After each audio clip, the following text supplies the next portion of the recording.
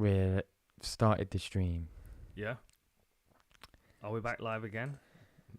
Take two. Take two. Get out. Let's see. Woo! Is it working? We sound good now. Please tell us. We've switched it all off. We've given everything a good kick. We've swapped Dan's cable. We've got a green cable. one now. Yeah, I've got a green one. It's lovely green backup cable. Can you hear us, Paul?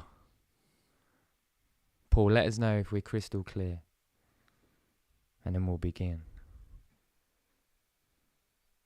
How was your drive back? Did it take you ages to get out of London? Yeah. Nightmare getting out of London. Always is though, ain't it? Especially when you're deep in London.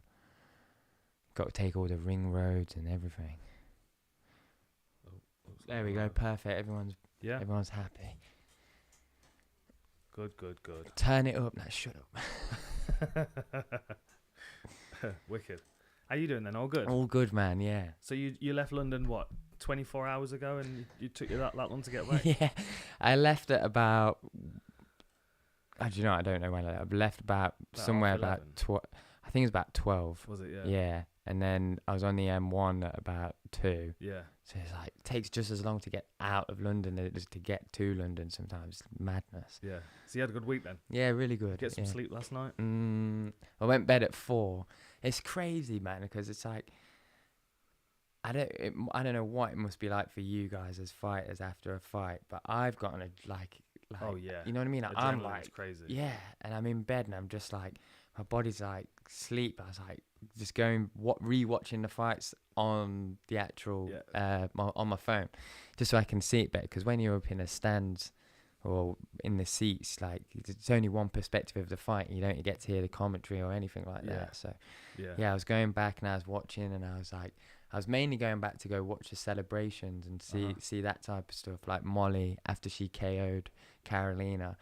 I wanted to see where she got that belt from and all that type of stuff. I was like, where the fuck did that come from? Yeah, so she jumped out and ran straight to her fan, and he handed that thing over. They must be a few $100s. There. Yeah, they are, mate. And like but what I think happened was she grabbed it, she ran off with it and started walking around in the octagon with it. And then she threw it back to the security guard. But then I think, like, after that, she was taking her gloves off. And I think what she did, it looks like she took her gloves off and, like, handed it to a corner man and said, like, go and give the guy with the belt. I don't know whether she did or not. I'm not sure. But, like, it looked like she was kind of taking her gloves off with a purpose. Do you know what? She wasn't retiring, you know? In my head, yeah, obviously not retiring. In my head, I had it like she saw the belt, she took the fan was a bit like, okay, there you go. And then she ran off with it, and then she got in the cage, and then she threw it. Yeah. And then I was thinking, has she forgot she's got that off a fan? I bet that fan's like, what, my belt, my belt. Yeah. No, I bet he got it back. Yeah, it was. Have you seen the photo of her as well? Like where she's leapt over the cage. Yeah, she's like, she's planking. Do you know what? That is so funny. You know Dan Motherheady in that photo. It's the most unfortunate photo ever. Right? So you know like how the cage crosses like this. Okay. Yeah. Well, the cage is crossed there, so he has a Hitler mustache. I swear to God, mate, it's. Like, if there's a way I can get this up on the stream really quickly, it's brilliant. I sent it Mark Goddard. I was distracted by Molly in the background, plank in the background. Yeah. It was brilliant, wasn't it? And then to see a cage side when Paddy was fighting as well. I'm going to bring it to the camera in a second. It'll be definitely easier. Oh no, that is unfortunate. I know, I'll quickly come. That is unfortunate. Poor old Dan. I know, I love that. Poor old Dan.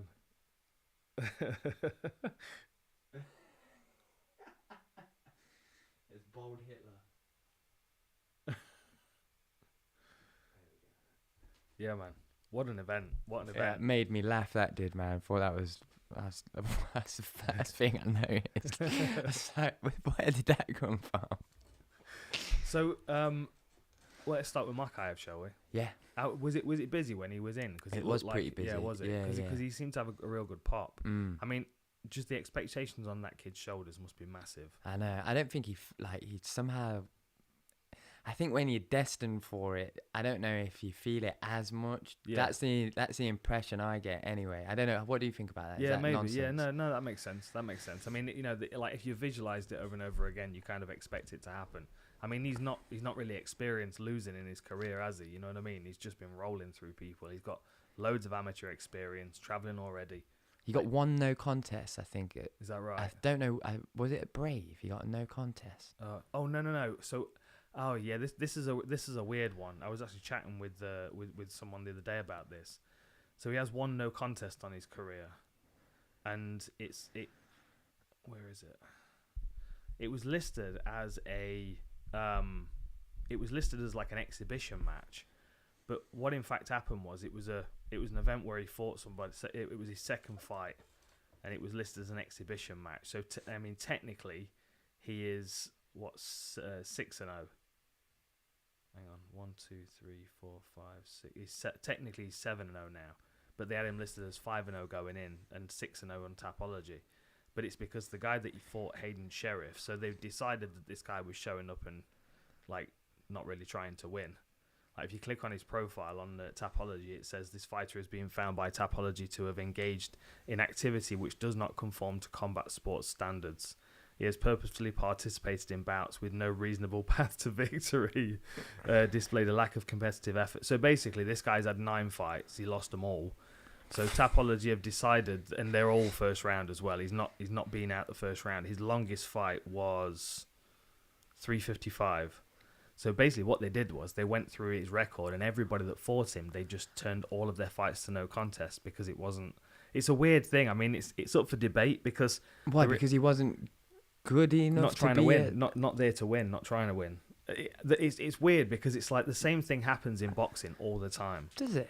All the time. If you're not trying to win, you like... Well, no, I mean, there are guys in boxing, like journeymen in boxing, their goal is to survive and give the kid a prospect of test, right? Yeah. Like, they're not trying to win. Sometimes they might catch them accidentally, but it's not their intention.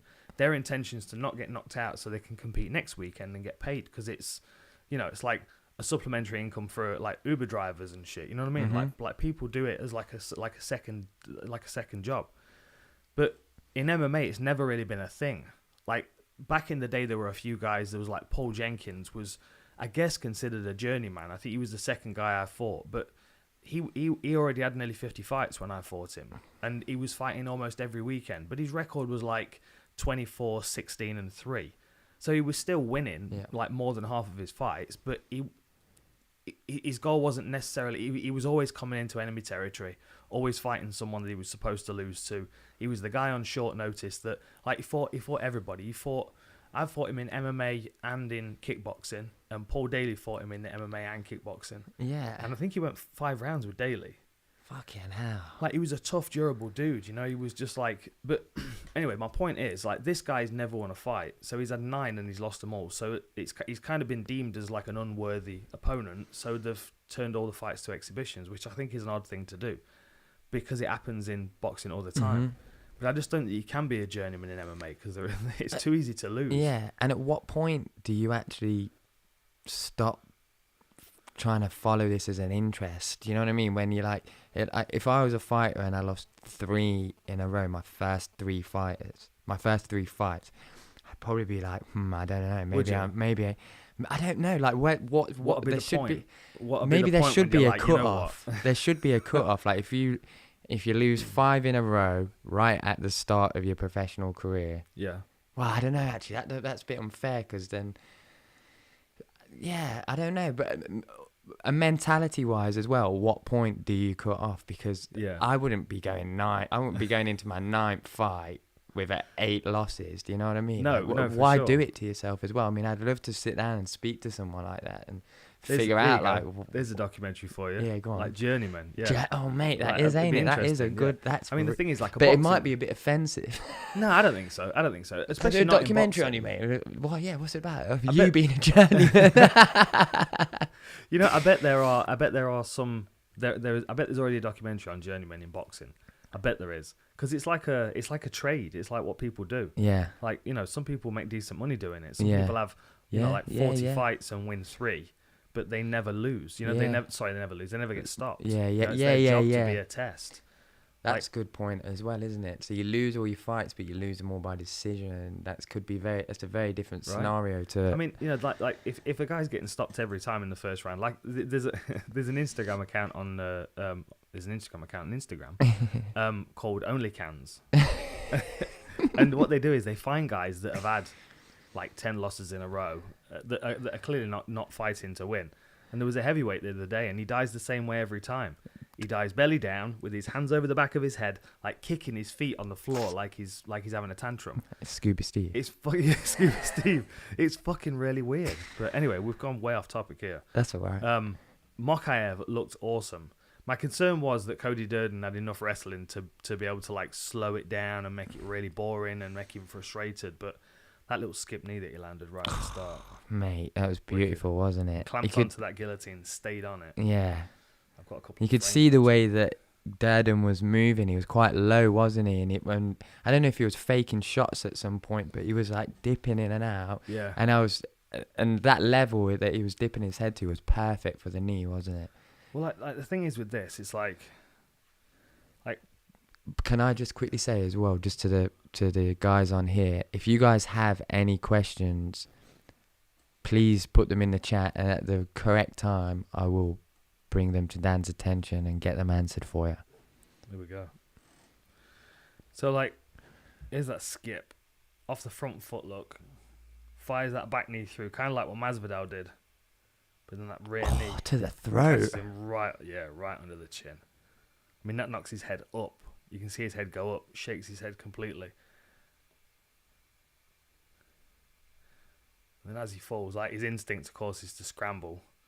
And then Mokaev just wraps his neck. Look at that wrap on the neck. He goes real high, stays on it. And then as he lands as well, he stays clamped on. Like, look how he hooks his leg over as he gets picked up. Oh, yeah. So he stays close to that shoulder, like right there. He's like locked on close to the shoulder. And then I love this little hip out that he does, this little switch of his hip. So you can see he's clamped that leg over the top there to try and hold him onto Durden a bit more while he's staying on the neck, because he's got a good bite on the neck. The challenge now is getting the rest of his body in position where he can actually make the most of it. And as Durden rolls to his back there, you see Mokaev currently is on his side, on his hip, and he's going to switch his hips so he goes belly down, and that allows him to put all of his weight into that choke. See how he like drops into it, like he's like driving his hips in at the moment. It looked nasty for a while, that choke did. That's wicked. Ooh. Hang on a minute, here we go. We're having all kinds of connection issues today. Yeah, this is what here he is. Back up on top. And then balances. Yeah, got some weight on his head here. He almost got rolled there. Lovely work. Yeah. Really nice. So, somebody's asked, is Mokaev ready for Tim Elliot, in your opinion? How do you feel about that? Because I don't know if you're aware, but in the post-fight press conference, he called him out, essentially. Did he really? Yeah. I mean, the thing is with Tim Elliot is he's a chaos fighter. You know, he's wild. There's not really necessarily a plan to what he does, which leaves him vulnerable a lot of the time. Now, of course, like those kind of fighters are fun to watch. There's a lot of them. Like Alex Caceres is a good example. Julian Erosa is another good example. Yeah, Erosa's sick. For sure, but like But he's chaos fighter. Exactly. Yeah. They're at risk all the time because they're always doing wild stuff. And someone like Mokaev, he's really good at seeing opportunities. Like his last fight before he came over to the UFC against Blaine O'Driscoll, that rear naked choke. It's like he knows how to speed the fight up, make it chaotic like that flying knee, and then as soon as there's an opportunity there, he clamps onto it and then slows everything right down. You know, and that is the kind of opponent that will really give Tim Elliot problems. Plays with the BPM of the fight. There you go. Yeah, exactly. Yeah. I mean, it's a big jump. The problem is that what is he, 6-0, arguably 7-0, depending on how you see it.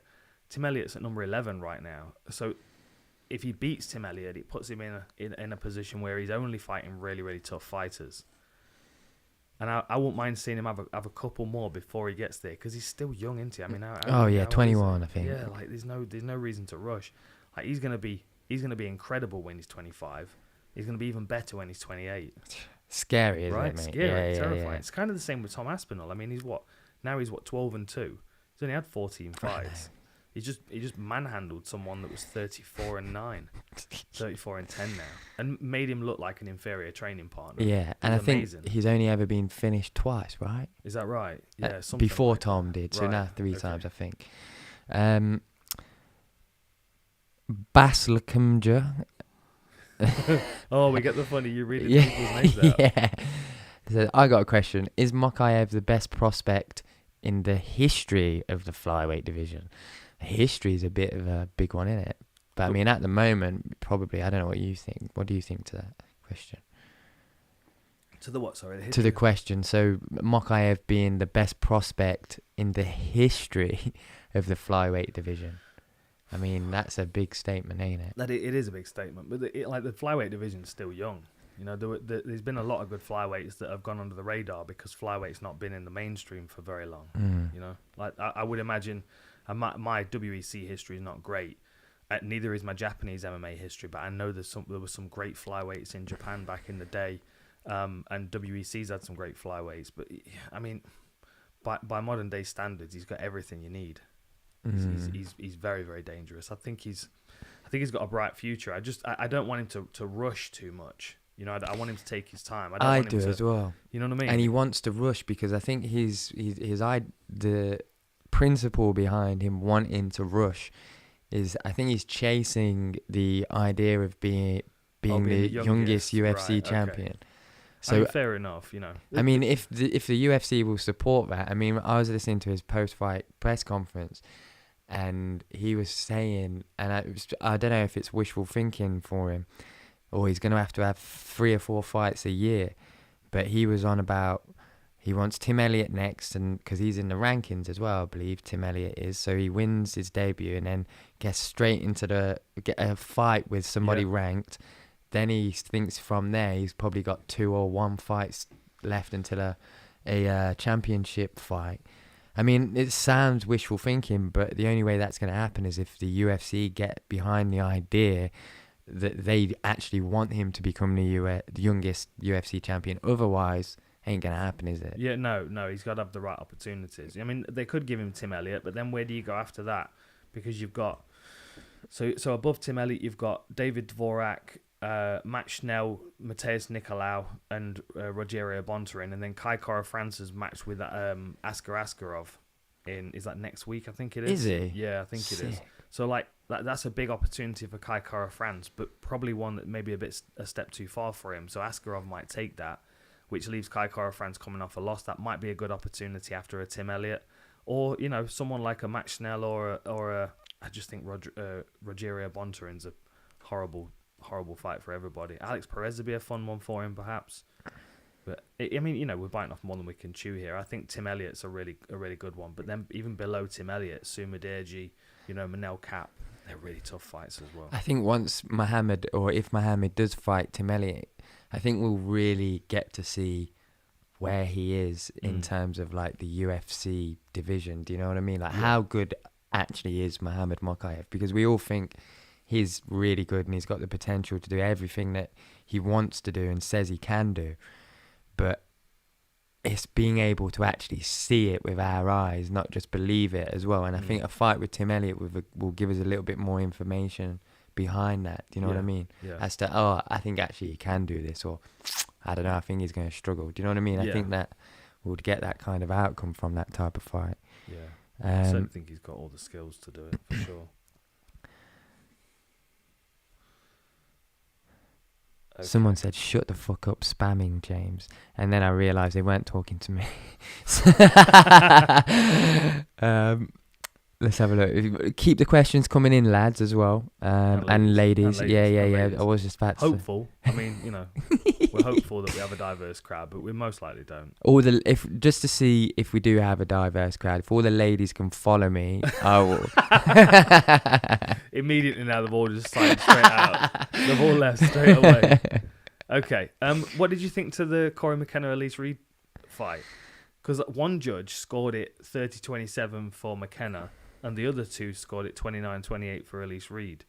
Like, in that circumstance, I would like those 3 judges to sit down around a table. The two that scored it one way, sitting across the table from the one that scored the other. No, play tiddlywinks. No, and just like have a debate about why they saw it differently. I'm not saying anybody's wrong. Mate, I'd love that. Like scoring's so objective, isn't it? Like it but really people depends like on the hold it like, oh, this is private, like as well. They're like scared to like show their like how they've scored it. Almost like when people vote. Do you know what I mean? But that concerns me even more. Exactly, I don't mind same, people's politics same. is one thing, but like if you're judging someone, you're going to make a difference of 50% of their wages.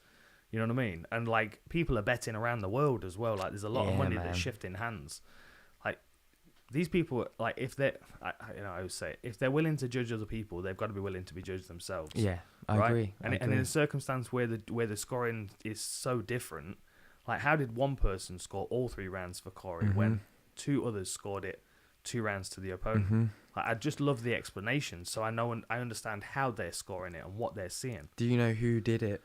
I don't. I wasn't aware of who was judging. I didn't recognize any of the names, to be honest. Has there ever been anybody in mixed martial arts judging history that has been fired or sacked or anything because they were betting to favour somebody or what, like corrupt? Like No, not that I know of. Not that I know of. I know that I know that there's been a couple of judges in boxing. Although there's that boxing match that's just been, they're doing an investigation on it. That recent British fight, I can't remember what it is. Are they? Yeah, they're investigating the scorecards and that. I can't think so ever in MMA. No. I know there's been a judge that does judge MMA that also judges boxing in Vegas, and they've been questioned about their scorecards before in a boxing match. I think I remember that. Was that around Nate Diaz and Anthony Pettis? I think it might have been, yeah. So I remember rumblings about that around then. Somebody's just donated to us, so thank you very much for that, Slum Soda. Slum Soda. Yeah, I'll get to your question right away. I mean, I don't want to pull it too off track, but he's asking, why doesn't Leon get the respect that he deserves? Leon Edwards, obviously. Yeah, I think he's a tricky fight, and I think that's part of the problem. Part of the reason why people don't want to fight him is because he's very good everywhere, and he's not particularly engaging when it comes to aggression. Like Arnold Allen's a good example last night of a guy that got a bit drawn into a fight and almost slipped through his fingers, and everyone took a deep breath when he went down on a knee for a moment.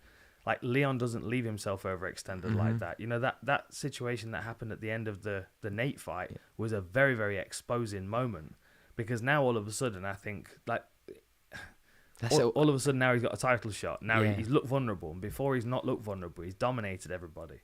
Like, remember what he did to Gunnar Nelson? Like that step off elbow was beautiful. He's a problematic fighter that's not going to hyper fight. He's very, very quiet, and he's skilled everywhere. He's a difficult person to market. But then, like you look at the opportunities that some fighters, like look at Jai Herbert. I mean, he's had nothing but hard fights all the way through. I don't know anybody. You probably have some better examples, but like for me at the moment in like contemporary mixed martial arts, I don't know anybody that's had a harder start to their UFC career. Like, I think it went Trinaldo, Moicano, 2 losses. Then he beats Karma Worthy, which I was quite impressed of anyway. Then he beats Ilia Tapor. I'm pretty sure every fight that he's lost, he was winning until he wasn't. And you know what I mean? Like, sure. Trinaldo fight, and from how I remember that, he was winning the first round. I thought he won the first 2 rounds. I thought he was ahead on the scorecards in that one. He was out striking him. Yeah, you're dead right. Yeah. You're dead right. And then, like the Taporia one, I mean, dropped him with that head kick. Like, paused for a moment because he almost looked like he was surprised himself that he dropped him. You know? He flexed a little bit on him, didn't he? When he dropped, yeah. But then, you can't count out Taporia, no matter what weight class he's in. I mean, he's done that before. He's had a rough first round before, but he's also had a really good first round grappling and not been able to finish the guy, and then came out in the second round and knocked him out like that. And that overhand right. It's almost like first round he attacks neck, second round he goes for overhands. Yeah. Yeah. He had a really rough run though. Jai did. and he's never had a favourable matchup. I wonder whether their expectation of him was much higher, or whether they identified him as like not being like hugely marketable. You know, because he's so a bit that's like a good Leon way to in that. market them if he obviously beats somebody that he wasn't expected to beat type of thing. Well, I mean that's for sure. Like you can surprise the UFC, and you know get better opportunities in future matchups. But then there are some fighters that they come in on a high expectation and they get a tough fight straight away. You know, and then you kind of think to yourself, well, I mean, like no one wants to make their debut against Trinaldo, like someone that's so comfortable in MMA in the UFC. And he's old and super experienced. Yeah. Is he? He is old. Yeah, he's old. He's like 44, I think. Yeah. Fucking hell, is he actually? Yeah, he's that old. For sure. Fucking hell. Yeah. Didn't realise. We've had another donation from Jim. Thank you very much, Jim. What's Jim saying? Jim's saying, who should Arnold Allen fight next, and what, and how do you think he will do?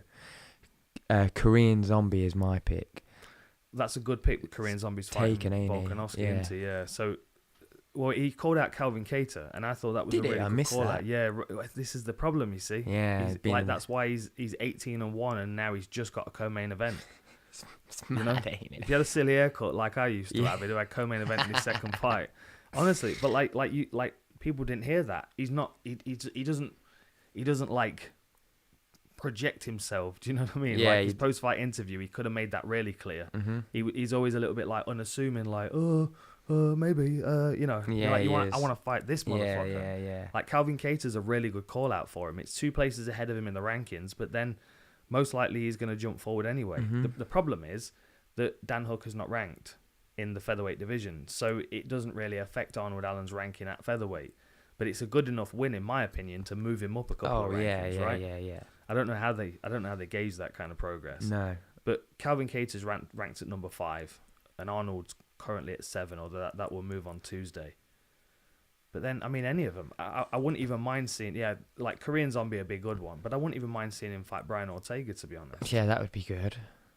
That'd be interesting. I think Bryce Mitchell would be a tough matchup. I think Giga Chikadze would be a tough matchup. Bryce Mitchell would be cool. Yeah. I rate Bryce loads. I really, really do. I've been very impressed with him so far. And I feel like Arnold's got good takedown defense, but Bryce is creative enough to be able to ground it in some way. And then, you know, him getting drawn into a brawl with Calvin Cater, that's risky as well. It gets interesting for Arnold Allen here because he's had so many fights, he's got such a good record that he has to step up now. Yep. He has to get big opportunities now. Can't be ignored anymore. I was well impressed with him last night. Mate, so was I, bro. I was just... Even the way he got drawn in, I'm like, you know, not great, but... But it, like... I think the last like flurry that he did where he backed him to the complete opposite side of the octagon, I think he hit him with something, and then Hooker was slightly wobbled, and then he threw a head kick, if I remember correctly. Yeah. That connected. Then he chased him, and every one of them shots like looked like big landing shots from what I can remember. Here we go. I've not got all of it. I've just got a couple of bits of it. The thing that I liked was, so I watched it a couple of times this morning. I watched it in Slayer. I'm going to just use this blank page at the moment.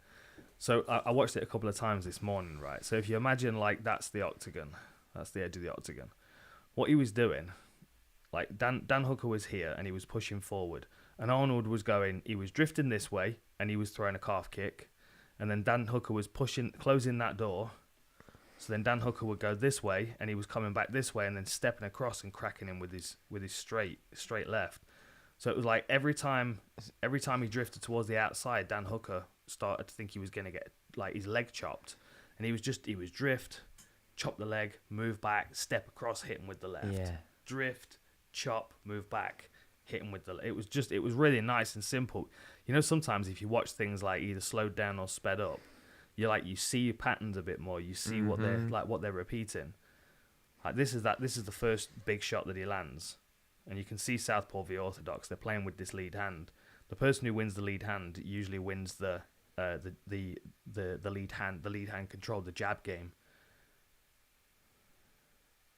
Okay, slips just out of range of that. Nice. And then commits as Dan Hooker's on his lead foot, his head is over that lead leg.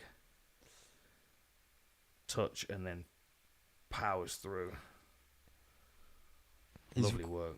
Really like the way that Arnold's throwing those shots, they're like coming from such high, aren't they? He's got such powerful shoulders, though, you know. Yeah, I think it's something that's quite natural for people that have got like really, really like heavily muscled shoulders. They do tend to raise up. Do they? I mean? Because like you've got to think a lot of the pressing motion that he will have done, that's like a good bench point. And shoulder press and all that kind of stuff. It makes that motion there feel very strong and very powerful. Like when he steps into range here and he starts throwing, you can see the same kind of thing. He's like he pumps with his lower body and swings with his waist. So he torques that, pulls his shoulder around.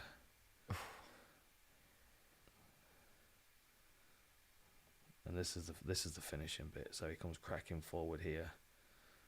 Look, you can see how he's driving off his legs, though. It's a bit like the way Poirier throws power shots. Yeah, it is a little bit. Like stands square and like drags from one side to the next. If he was a silhouette, it would look very similar. Well, this is and what's interesting about this, although Dan Hooker's he looks like he's sheltering sheltering from bombs going off around him the way he's defending here. But look at this drag hook that he does, and you think this is something that Izzy uses. Oh, that is on the chin, right? You remember that similar to the way that Izzy caught Whittaker as he was drifting away. Very similar kind of thing, although obviously he's a lot lower. He's a lot more. I mean, that was. Then this happened a little while ago. I can't remember who it was. It was two heavyweights, and they were. Was it maybe Pat Barry? I thought you were going to say Carlos Felipe and who's that Australian guy again? Justin Taffer. I'm pretty sure it might have been. They were both going at one another. One of them was coming off worse. He got dropped, and he was rocked a little bit, and his opponent ran in and clipped him and dropped him. And because he was a bit it was Stipe against Ngannou. He thought he'd caught him and hurt him, and like postures to come back in and walk straight onto a punch. Yeah, like, that's what happens here. So Dan lands this hook. Now the smart thing to do right now, seeing Arnold Allen go down, would be for him to move and to clear his head a little bit and gather himself. Because that would be a good opportunity for him to swing the fight back in his direction, right? Like, bear in mind, he's not been down yet. Yeah. Like Arnold Allen's the first one that's gone down. It's mad, isn't it? But then he stays in there. He goes uppercut hook, and he gets caught with another counter hook from Arnold Allen, bang, right in his chin there, look. And then you can see him really doing a dance. That one looked like it really hurt.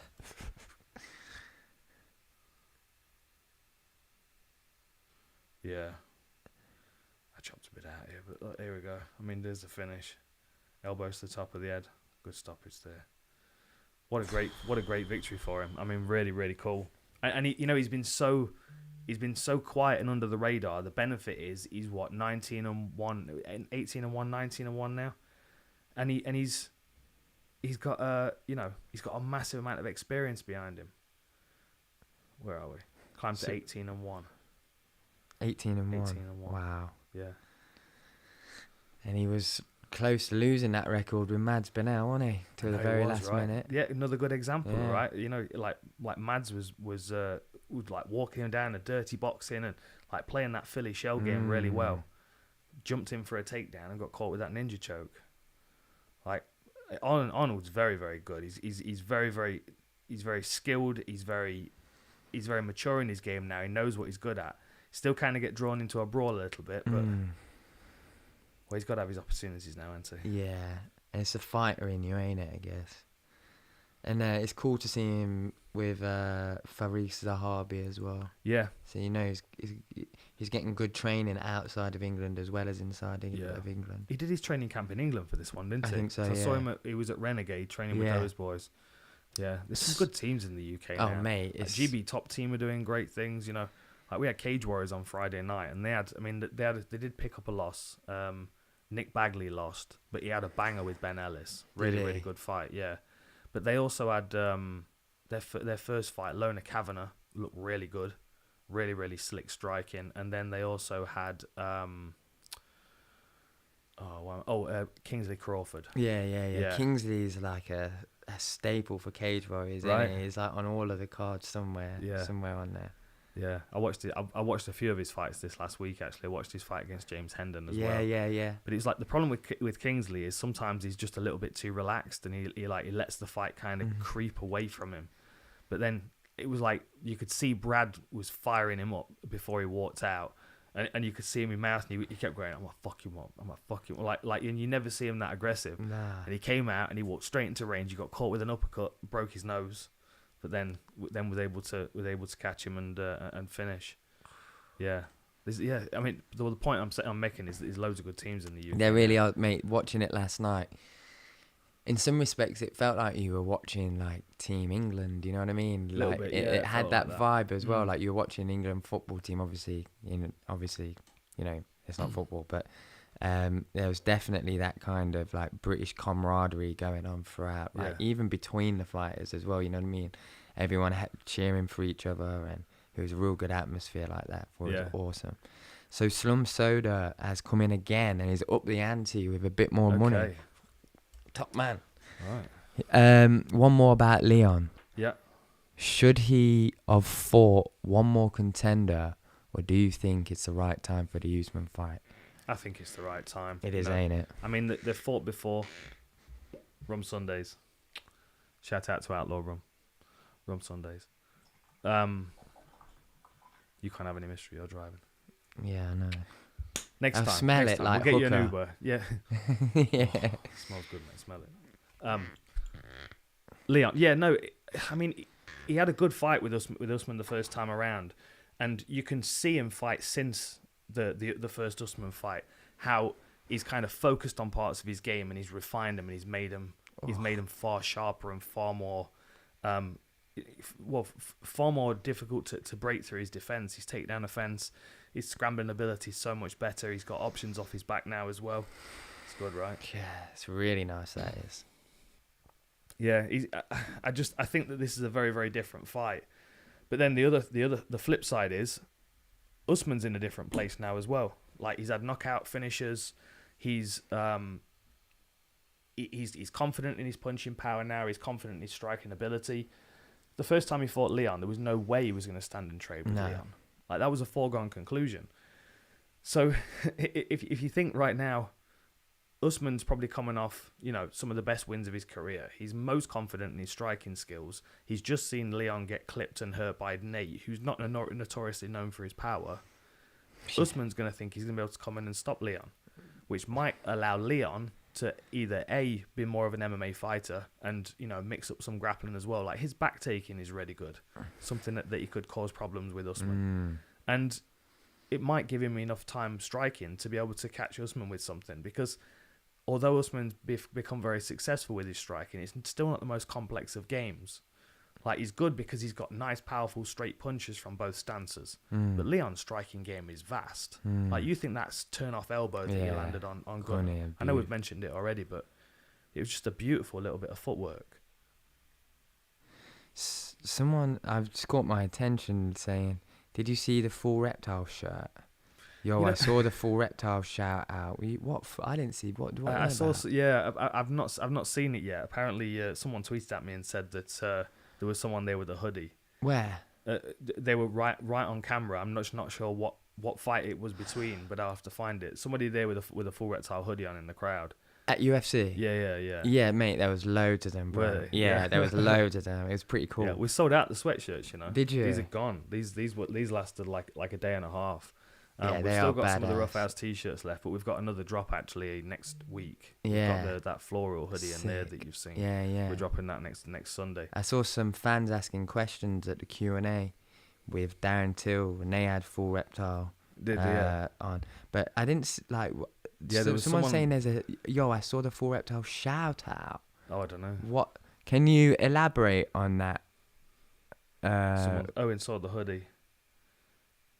Yeah, the full Reptile. Oh, hoodie after the Mokaev. Oh, okay. I'll have a look. What? I don't know. What is that Outlaw drink, dudes? This is Outlaw Rum. You've seen this on my Instagram. You know this is happening. It's delicious. Born in Trinidad. Is matured. it? Is it Trinidad? From Trinidad? It's from Trinidad, and then it's matured. It's matured in Scotland, up north of the Cairngorms. Oh, it is, mate. So I went to their distillery the other week, and it's like a little like limestone barn.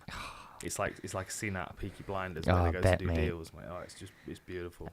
They need to hurry up and legalize cannabis so we can do one like that.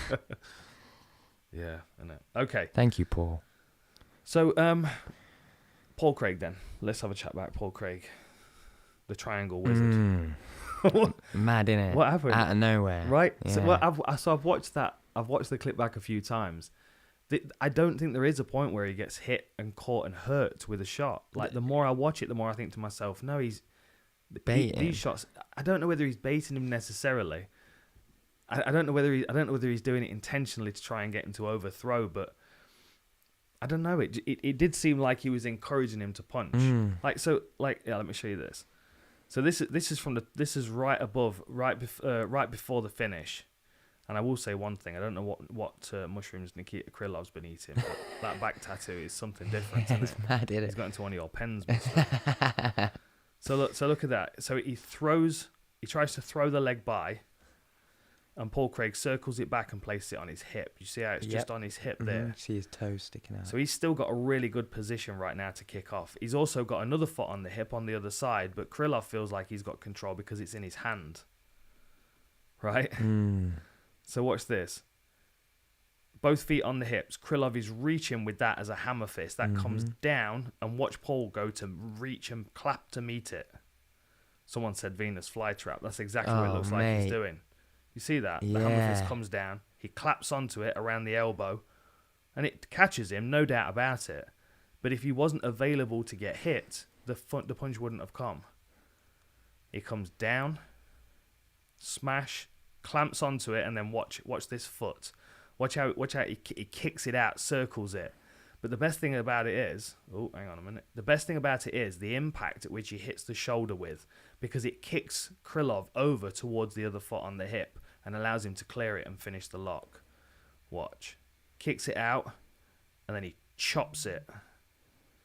See how he chops it down across the back of his neck, and then he is able to take the other foot off the hip and throw it over to close the triangle. So slick. I mean, there was another guy. Here it is again. There was another guy from the UK, a guy called Paul Sass, and he was known for triangles. And I think he was like 7-0 when he joined the UFC, and 6 of his wins have been by triangle. Then he came into the UFC and he won his first 2 fights, something like that, with triangle as well. People called it the Sass angle. He was very, very good at it. But I don't know, there's just something even more impressive about seeing a light heavyweight do it. Definitely, right? Mate. Yeah, because he's a huge unit. Man. Right, he's massive. Yeah. If I was Paul Craig, I'd be kicking people with those long legs. Yeah. And his striking's good, man. He did that seminar I did at his gym the other week. His striking's very good. Look, here we go. You can see him clamping onto that fist as it's coming down. Slows it down at the elbow, catches it, clamps onto it, pulls it across, and then his leg kicks out. Straight over the shoulder as he's falling into it. So the kick made him fall into it because it shot him off his balanced leg. Well, he was already falling forward. His weight was already falling forward. Yeah. See, he's taking advantage of the fact that Paul Craig's holding him up here with his legs. Like Krylov's leaning forward to throw that hammer fist in. So as soon as he starts to come down, like this is Paul Craig controlling him here. Like he's coming down. Paul Craig's catching that, and then as Krylov's falling forward, you see the right foot move. Because you see the hand of Krylov follow it. Move over the top, and then that chops really hard across the back of his neck, pulls him off balance and pulls him towards the other foot while he adjusts. Lovely. And then he's going to push that elbow across, look. Buries it into his belly button. Caps the knee. And blowjob pressure. There it is. Very cool. Really so we got slick. another super chat. Super chat because I love you all. We appreciate it. I'm not gonna butcher your name. Oh, actually, I am. I'll give it a go. Well, I don't know where the first name stops, but I'm going to presume the first name is Izuma, and then second Bakumastu. Okay. Izuma Bakumastu. That sounded not pretty bad. good. When you said it like that with a bit of confidence, that sounded pretty good, man. You all saved my sanity during lockdowns. Also, nice to see Mistry on screen. Oh, no question. Thank you, mate. Appreciate that. The person with the hoodie did a great job pointing at the full Reptile logo. Oh, right. So someone pointed at it. Okay. Oh, we'll have a What's look. going on here? I want to see I'll this. find out who you are that had that full Reptile hoodie on, and I will send you one of the new t-shirts. That's awesome. Yeah, very cool. I wonder who did that. Mate, there was a bunch of people at Cage Warriors as well. Like, they literally, the first guy in was standing at the front with one of the Rough House t-shirts on. No way, with a Rough House on. Yeah, oh, that's badass. It's good, man. I didn't see any Rough House. You know, this was the first, it's the first time I've ever been at an event and people have been like shouting like, "There's Mistry." It freaked me out. Honestly, but it's that question that you asked McGregor. Yeah, that was a game changer. It was. That was a game changer, and that has been used over and over again. Like the UFC were using it in all their promo coming up and stuff.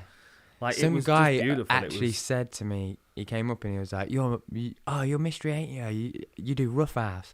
And I was like, "Yeah." And he was like, "Tell Josh Hamilton I said he's a bad man." I was like, "Sick, that's Wicked. well cool." Wicked. Like getting the boys out there as well. Yeah, I reckon if the lads were crawling around that area, they'd have got some good attention as well. Yeah. Okay. Well, there's another event coming up, isn't there? There is definitely. Are they talking about doing Manchester or Glasgow maybe? Or Liverpool. Like that? Oh, is it Liverpool? Aspinall accidentally leaked it in his media day.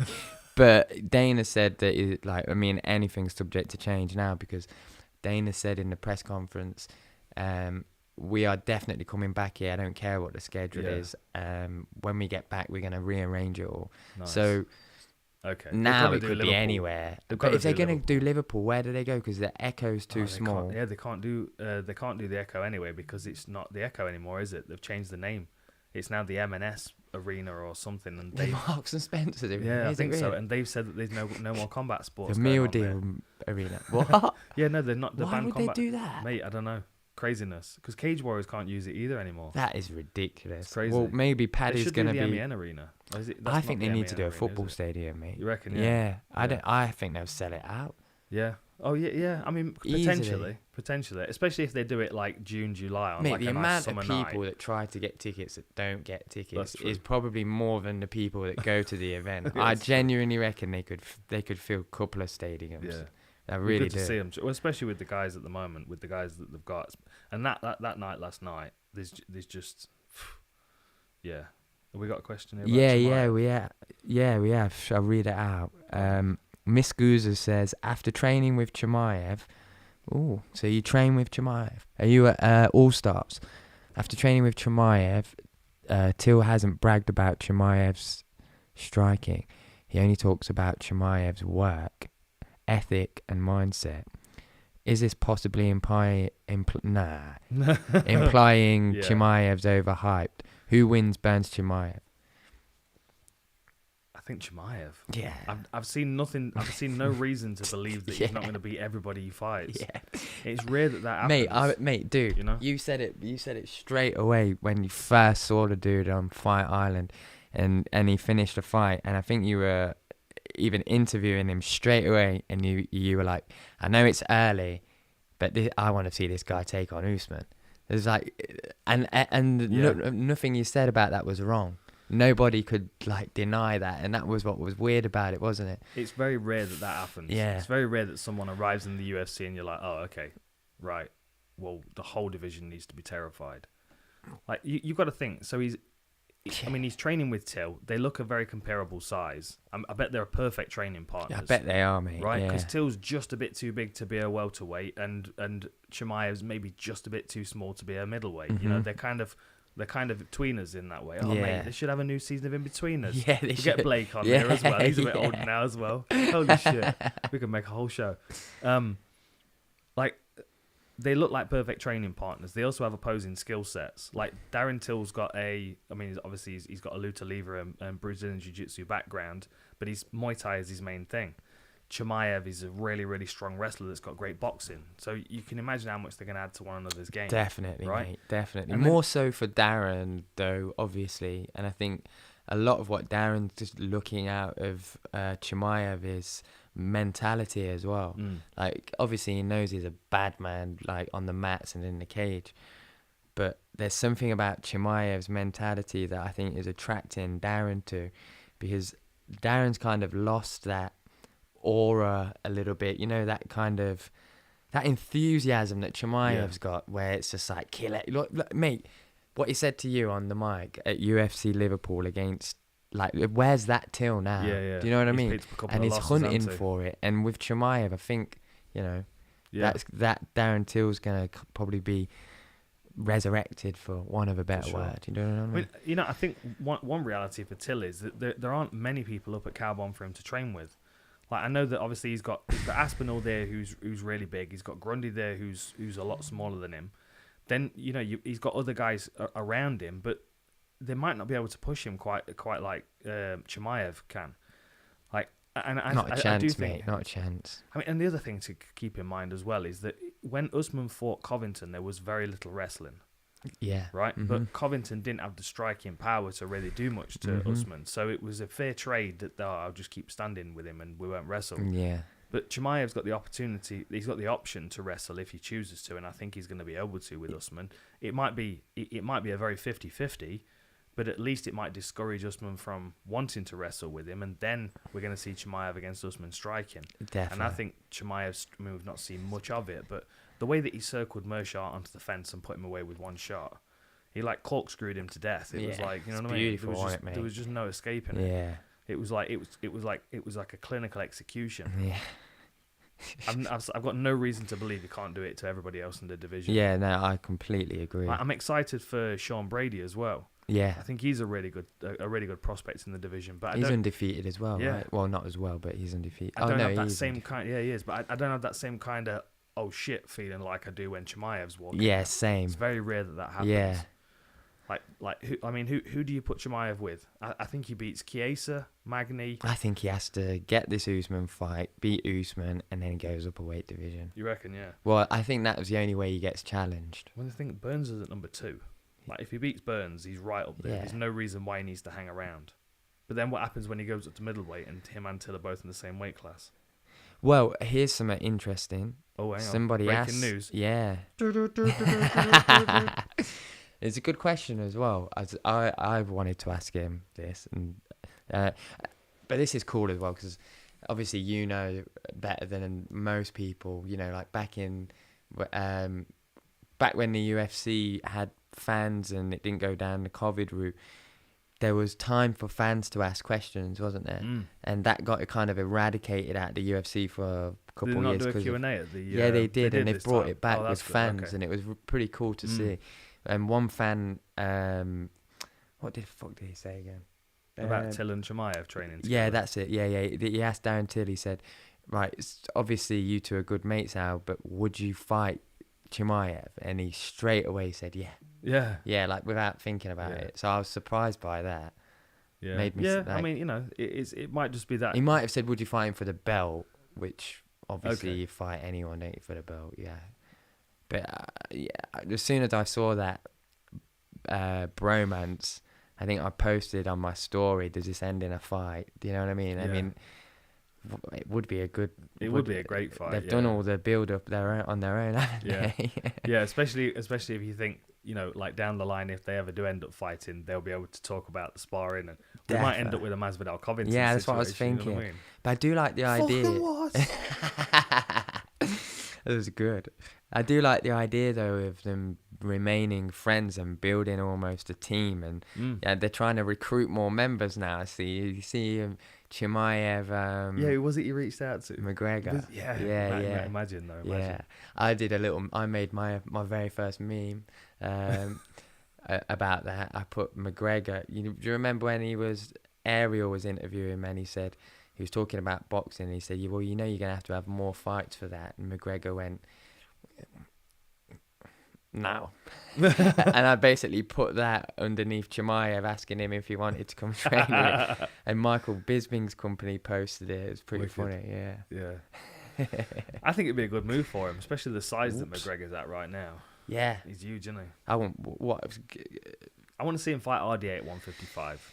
Long overdue, ain't it? Yeah, I don't think he belongs at welterweight. He's just always going to look too small by comparison. Like, he looked all right against Cowboy, but Cowboy's a tweener as well. He could do with a weight class in the middle. Yeah.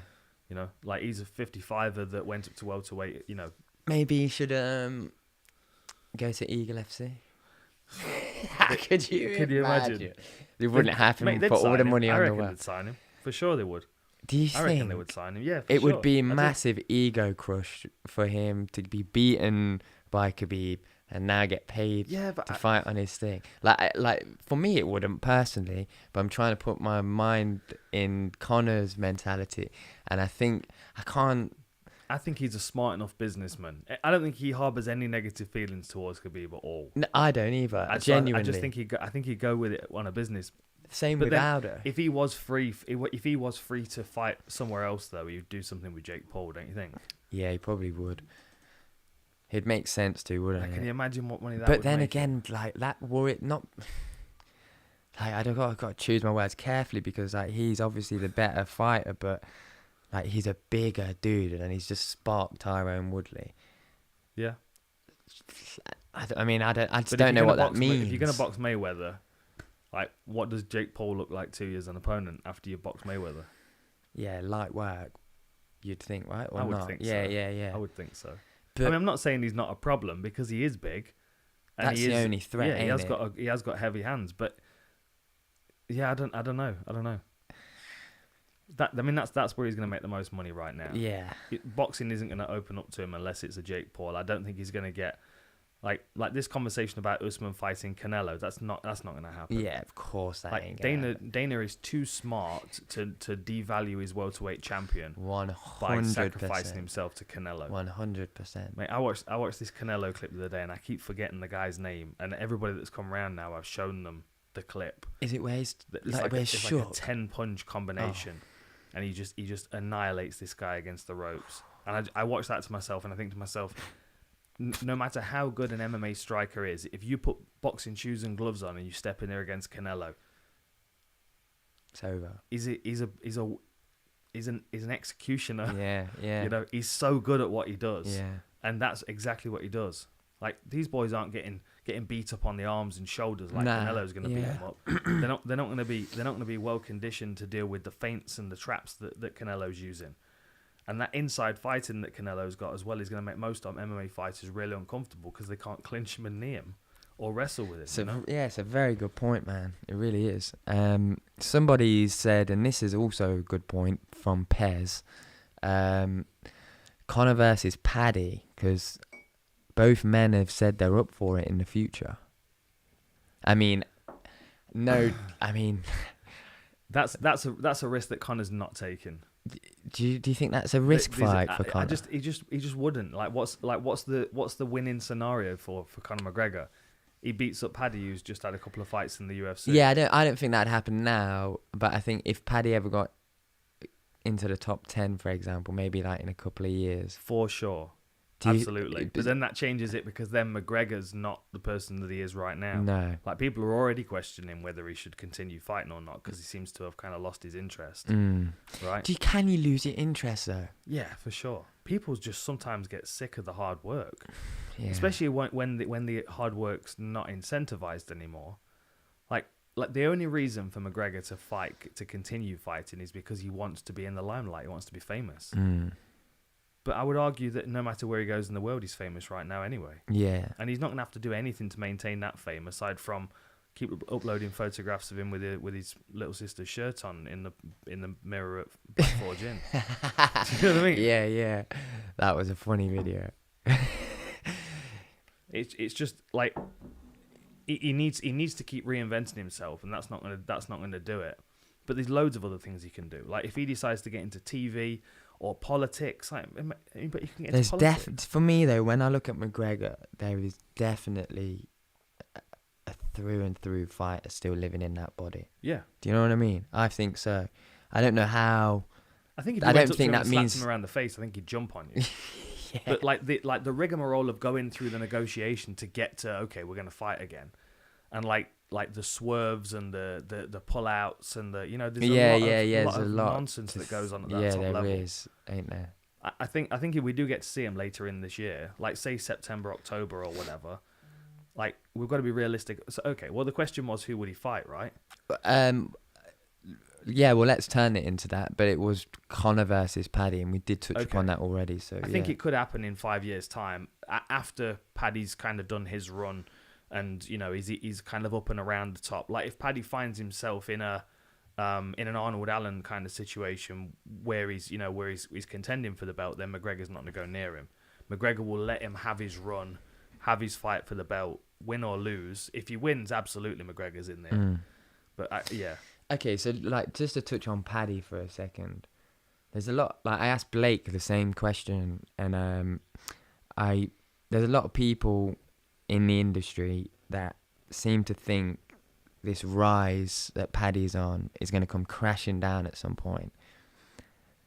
Now, I'm not trying to like shit on any UK fighters. I just thought it was a unique perspective to look at it. So I was curious as to what you think to that. I think people are saying that. I think people are saying that because we've seen him vulnerable in both of his fights. Right, in his first fight against Vendramini, he got dropped with a big hook. In his second fight, he level changed because he got caught with a big shot, a big right hand from Vargas. Yeah, well, yeah. Like, and he knows it as well. I mean, he makes jokes about it. You know, like he's got a good chin. He does take a good shot. The reality is the guys that he's fought currently have not been, you know, the most devastating of fighters. And as the level gets up, those pockets of opportunity where these guys are catching him make him way more vulnerable against the bigger punches in the division. That's the big question. And the other thing as well, you know, like if we look back into Paddy's career, I mean, the Soren Bak fight is the one that sticks out in my mind. And I know he's a different fighter now, but Soren Bak and Nad Narimani, they both took him the distance, and he wasn't able to get the finish, and he kind of started to get discouraged. Now, I don't know whether that was because of his conditioning then, and now that is definitely different. He's in way better shape now than he was. But what happens if it goes past the first round? What happens if he's dragged into a real scrap with someone that is just not going to go away? I mean, the problem for Paddy is that the lightweight division is probably probably the most dangerous division. Like, you look at top 15, you've got Diego Ferreira, Brad Riddell, Mateus Gamrot, Arman Sarukian, and Hafil Fiziev. Right, and then the next one up's Conor McGregor. Like, that's hard work. Horrible division. Hard work. Rafael Fiziev is. Gamrot's a horrible night for him. Sarukian's got wrestling to cause anybody problems. Yeah. You know, Brad Riddell might be a good one because you know he's going to stand and brawl, but he's got lots of experience. He's so technical as well, Very that guy, technical. especially with his striking, isn't it? Yeah. So technical. Yeah, so I almost just starting to think maybe Paddy's worst enemy is actually going to be a grappler.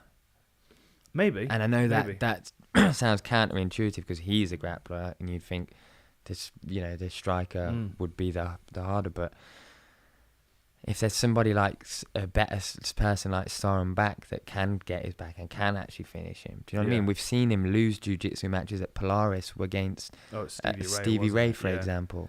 You know what I mean? So there is that this division's got some. I mean, Gamrot's a murderous grappler. Sarukian's a fantastic wrestler. A couple of places up above that, you've got Gregor Gillespie. I mean, they're not saying they'll be able to stop Paddy, but they'll be able to certainly shut him down in ways.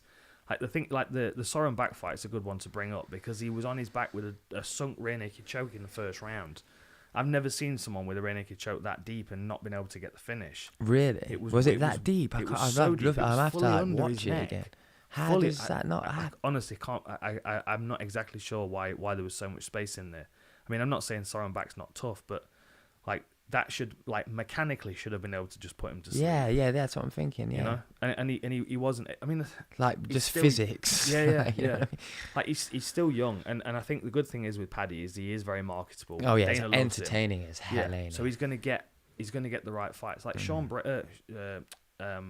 O'Malley's another good example. Like he gets favourable matchups because it's worth him winning. Yeah, he pulls numbers. Yeah, for sure. Like I mean, you know, you can. The same thing happened to me. Like you look at the guys I fought. Like I was getting strikers. I got an awkward counter striker in my first fight. I got a boxer that could grapple in the second fight, and I got who did I fight next? A boxer in my second fight, a boxer that could grapple in the third fight, and then Mike Swick, who was a striker with a guillotine. Yeah. Like, I could have fought John Fitch or Josh Koscheck, and they'd have been fucking nightmares of fights. Yeah. Nightmares of fights. There's definitely a way to craft someone's career. Yeah. But unfortunately, if you Jai Herbert, you're not getting that career crafted for you. You've got to kind of swim upstream. Like I'd love to know Paddy's like how that comes to fruition for some people. Like some people getting a nicer entry into the UFC, and then some people getting Trinad. It's just I just don't understand. Like, who makes that decision? Yeah, well, I know Sean Shelby, right? Obviously, right, in the team. No, I don't think so. To be honest, I mean, you know, at the head office, they've got a room that's all whiteboards. War room. Yeah, and that's where they do all the ranking changes and the future matchups and stuff. But one thing that stuck out to me on that wall is they've got the numbers, the viewing numbers next to all the people's names. Shit. Right. So, and the reason why it stuck out to me is because Sean O'Malley and Greg Hardy were on the same season of. They were in the same bracket of. Were they on Contender Series? They were on Contender Series. Oh, both of them, right? Yeah. And he was. Greg Hardy's numbers were not even half Sean O'Malley's. Like, Sean O'Malley's viewing figures were 1.3 something, and Greg Hardy's was like down 600 and something thousand. Fuck, really? Yeah. So like they look at that and they go, okay, this like Paddy. You could see from Cage Warriors that Paddy was going to have that effect. Yeah. Same with Molly. Yeah. You know. I was surprised when they gave her Jillian, because that's a horrible fight. For her first fight, yeah. Definitely. Yeah. That was a really rough one.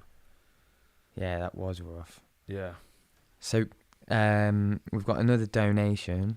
Wicked. At a recent Q&A, Till got noticeably quiet when asked who would win Usman versus Chimaev, before saying it'd come down to grit.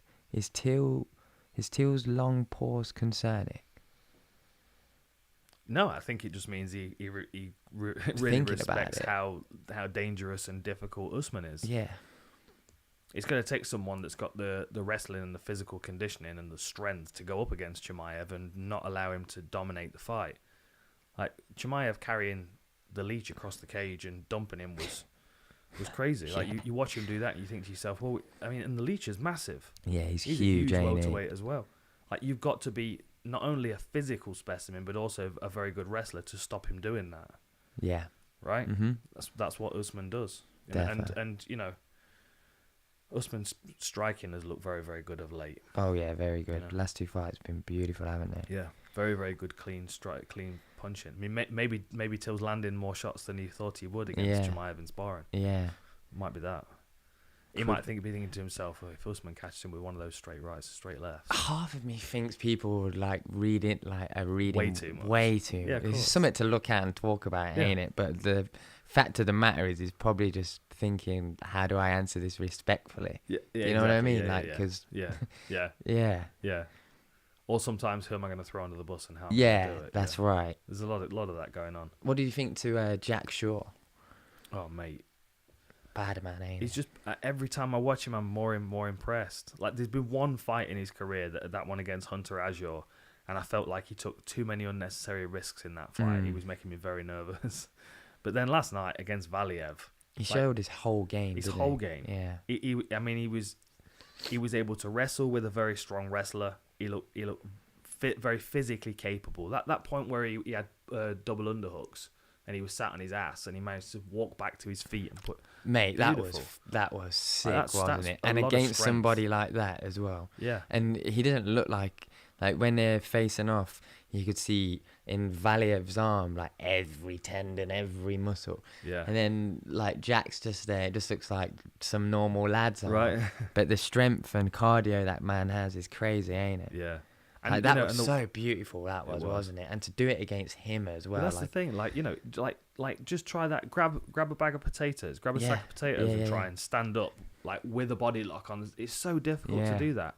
He just impresses me every time. And you know that video that you did when you went down to see him, and he's like the way that he's so calculated about the way he breaks them down was really interesting to watch. Future analysis, ain't he? Oh yeah, for sure. Really good. For sure. He's very, very smart. And the way he responded to his corner team as well, you know, goes back there at the end of the second round, and they're like, you know, okay, you know, could be 2-0, could be 1-1. Let's go out there and put it on him in the second round. And Eddie stops him. Yeah, it's great, wasn't it? Yeah, him and Richard Shaw are very inspiring father-son duo. Yeah, they've got a good setup there as well. They've got a lot of bodies on the mat. They do. Yeah, Brett Johns is there as well. Oban Elliot. A lot of good guys that are coming through Cage Warriors. We'll be seeing a lot of that team in the future. There's a little debate going on in the chat about whether Jack Shaw can finish or destroy Sugar Sean O'Malley. Ooh.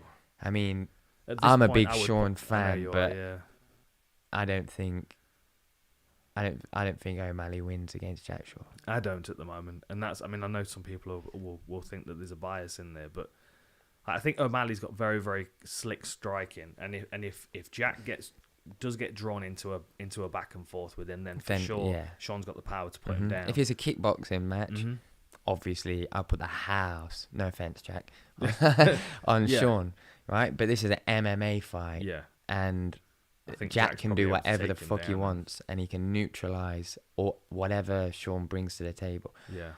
He's gonna probably get hit to do it, though. Do you know what I mean? But I think. Well, that's the thing, isn't it? I mean, like Sean O'Malley is able to generate a lot of power for his size and for his frame. That's, and I do think he could hurt Jack if Jack fights like he did against Hunter Azure. That's a bad approach for him. Yeah. But if he's able to get him up against the fence, drag him down, take his back, absolutely. Like, I'm just looking at that division. It's a really rough division to break into. Like number 15's Rafael Assunção. Above that, you got Marlon Moraes, who's probably going to get released soon. Would you think, coming off that losing streak? Either that or move him up and give him Ilia Topuria coming back down. Yeah. That'd be a good one, wouldn't it? Marlon Moraes, Ilia Topuria. It blows my mind a little bit that you can get cut in the rankings, because obviously there's a weight class, and then there's a few different fields of the level of that weight class. Obviously at the top is where the rankings are, then you've got a few more gatekeeper guys, then you've got just the unknowns. But if you're down here and you lose 3 fights, why don't you just get relegated down here as opposed to get cut? Do you know what I mean? And I don't know if that's an overly simplistic idea, but what do you think about that? Well, it is weird. It is weird when someone's ranked and they get released. I always think that's very strange. But then sometimes it's about favorability of style. Like sometimes they'll release someone just because they're not really interested in having them on the roster. Yeah, like they're not trying. To fight and win. They're not like a UFC athlete should be. Like John Fitch was still top 10 when he got released by the UFC, I think. Yeah, it's crazy. You know, it is odd when it happens. Musashi was another one. No, he wasn't released, was it? He bargained for his contract. There have been a couple of fighters that have been released. Yeah, I remember that. So. I think he fought out his contract. Yeah, I mean, I think it's one thing when they're losing tough decisions and dropping down the rankings one way. It's another when they're getting smashed, getting knocked out, getting dropped. Because then there's a concern like, okay, if someone's had 4 losses in a row and they've been knocked out almost every time, like it gets to the stage where the UFC kind of want to Homer Simpson into the bushes on that guy's career. Yeah, 100%. You know, and sometimes I feel that. How do you find out? Like, I should probably know this, but like, there's always people that seem to know who's been released when I don't know how you find that information out, because UFC don't put it out, do they? Or is it or do you have to look for a third party you would find out if somebody was coming back to fight after retirement because they're now in the USADA pool? Is there something like that you can look at? I just don't know. Get how all these people know who's been released left, right, and centre. Yeah, I know that the UFC used to do a press release once a week. Oh, did they? To make an announcement that who was no longer on the roster. There might still be doing that. I usually honestly find out through Instagram now. Yeah. Oh shit, such has been released. Yeah, same. I see on YouTube video 5 fighters released this week. Like, how the hell did you find that? Yeah. Okay, who's next? Who haven't we talked about yet? What have I got on here? Oh, I've got Molly's elbow. Oh yeah. So check this out, right? So she'd actually just rolled under this left arm You can see her kind of think about it, can't you? Yeah, no, she postures. You can see her kind of like side-eyeing it as oh she's yeah, I moving can throw away. this spinning elbow. She's like, look, she can feel it. She's like moving. She's moving. Here she goes. That's when she starts to spin. Because she's feeling Carolina moving towards her. She can feel her weight moving forward. So this is going to spin right around and catch her. And a lovely little step out as well. So that's one thing that's worth noting as well is that you can see that, well, you can't see from here, but you can see that she's moving her front foot because her left shoulder, which is currently behind her ear, will move over to the other side. So she's out of the way, which doesn't stop Carolina moving forward onto the elbow. She gets a bit of an eye gouge as well in the process as she's knocking her out. The way that she just laid there like she was on a cross with her arms out. Like she was there for about 3 minutes. That's the longest I've ever seen a fighter down. Yeah, I've never seen a woman out like that before. No, it's pretty Have bad. you? Yeah. Who? Rhonda, when she got stiffed by Holly Holm. Was she out for really long time? Wow. And then there was who was it got knocked out by Holly Holm in Singapore? Was it Betch Kohea? She kind of sat down, but her eyes were spinning even though she was like sat up. That was really odd. Really? Yeah, that was really odd. There were a couple of good knockouts at the Cage Warriors on Friday as well. Yeah, what women's ones? No, there were no female fights on Cage Warriors. I was gonna say. Down to 7 fights at the end. It was quite a short card. Oh mate, that I don't know who it was, but that layback or that was Lona Kavanagh, wasn't it? Yeah, is that right? Yeah. I didn't. Josh was actually ironically teaching an aspect of that in the pad session. Oh, was he? And I put it together and sent it to him. I put it together and put it in my story saying Josh Hamilton knows. And it was basically Josh talking about when you land, what you want to do is you want to bump back out like this and then come back in with a 1-2. And then like it's literally that guy did the exact same thing. I was just like, shit, that was nice. It was similar to what Gastelum did against Bisping. Remember that? He went and then slipped away and then came back in with the finishing shot. That was brutal, wasn't it? That was in Asia. Watch how Molly rolls down a forearm. Look at that. Wicked. I was watching her face in slow motion last night, trying to watch her realise. You actually see her go. Like, oh shit, like just realised what she's done. Yeah, like... Brilliant. Yeah, that was awesome. So who haven't we talked about? We've talked about most of the card. Everyone except for Tom Aspinall. Well, Mokaev, blah blah blah. In terms of the highlights. Yeah. Meatball stole the show. Amir Khani, man. I felt bad for Mike Grundy, but I mean, mate, he's the fucking cowbone killer, ain't he? Yeah. He's got such a good anaconda. He just wraps people up so quick. He got fish gold as well.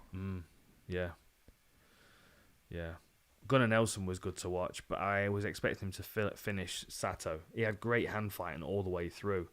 It was like Gunnar just kind of, it was just like hitting there. It was like everything, he was like looking for his target and like changing the rhythm of it and everything. He's very, very slick. Did you see Molly, just to quickly go back to Molly, when she did like, I don't know what it's called, but somebody said it's called an atomic slam. Oh yeah. She like just put it on her shoulder. She just like, I'm just gonna jump back. Yeah, it was like last 10 seconds of the round. She was like, "Oh fuck it, why not?"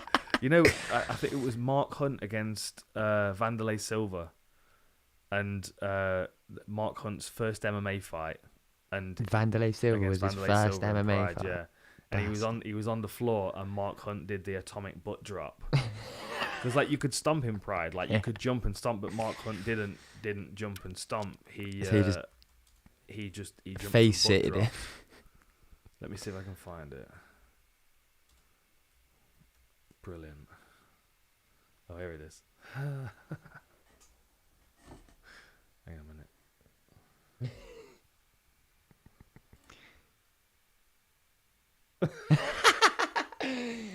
It looks like Rikishi doing something in WWE, that does. There we go. Got to bring the ref cam back as well. Brilliant. I love it. Oh shit. Where did I see the ref cam again? Eagle FC. Oh, Eagle using it, are they? Is it they got like Google glasses? No, I think it was on his shirt. Oh, okay. Yeah, so you could see his arms. I quite like the ref I cam. love the ref cam. Fun. How do you not It was love only- cool angles? Well, Better. It's better now because they can have like something that's not the size of like Boba Fett's backpack. But like back in the Pride days when it was like 2004, like they were wearing this big massive backpack that was all strapped onto them and then like a headset, and it just looked That's awkward. mad. I Like, didn't felt realise like it that. would like slow them down their Yeah, ability yeah. to get to the finish. So the one, Yeah, I don't know why I assumed they'd just have smaller. They weren't even didn't exist then, did they? right? Oh yeah, I didn't show you this, did I? So this is Paddy's judo. Oh yeah. Would you call this a hip toss? Yeah. Yeah. Yeah. What is the judo term for that? That is a question for Jimmy Warled. I'm not up on my my technical terms. Look how he kicks that leg out. So he brings his leg out and then he chops it above the knee at the same time, and he's driving with this underhook here, with this overhook here. So he's got this overhook. He's controlling the wrist as well on the inside, which we can't see, and then he's chopping into that leg and firing his hip across. And what I love about it as well is not only the air that he gets for Vargas, look how he straightens that leg. So the back of Paddy's leg is currently bent like that. As he straightens it, see how it goes, pushes him out a bit, don't pushes it? the back of his leg into the front of the knee of Vargas, which then kicks and clears that leg. And then as he's landing, Paddy just clears his legs and drops all of his weight onto him, right in front of his corner as well.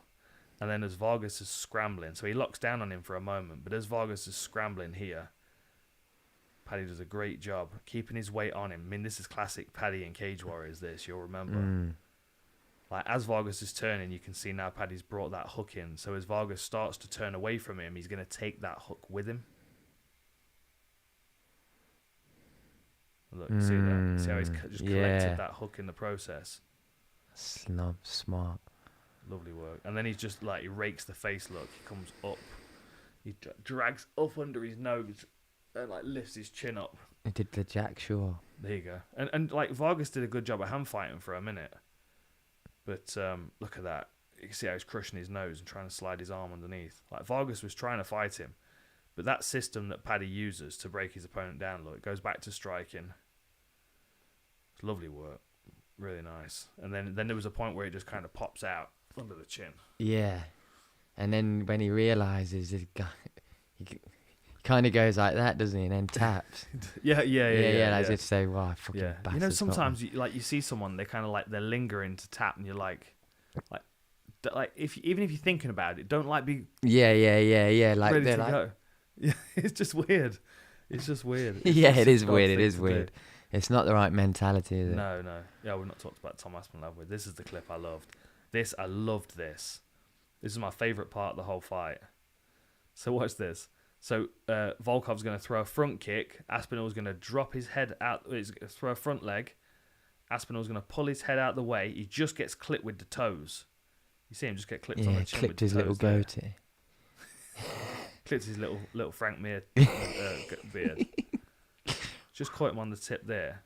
But then as Volkov plants that lead foot and steps in with a punch, you see Aspinall slip it and level change. Watch Do you know what's cool about that, Dan? What's that? I filmed that already. Did you? Yeah. Exactly. What, him drilling there? No. Live in sparring. Oh, is that right? And Doing the same thing? Exactly. Oh, we'll have to pull that. Without the kick. Right. But do you remember the clip I put on socials and Tom's leaning against the cage? Yeah. And he's like, "What did you think, James?" And I was like, yeah. And then he does a bit striking, and then he does a leg kick, and then the guy goes for an I think it was an overhand. He just slips it. Right. But he slipped it in the process of taking him down. Level change. Yeah. Wow, mate. As soon as I saw that, I was like, shit.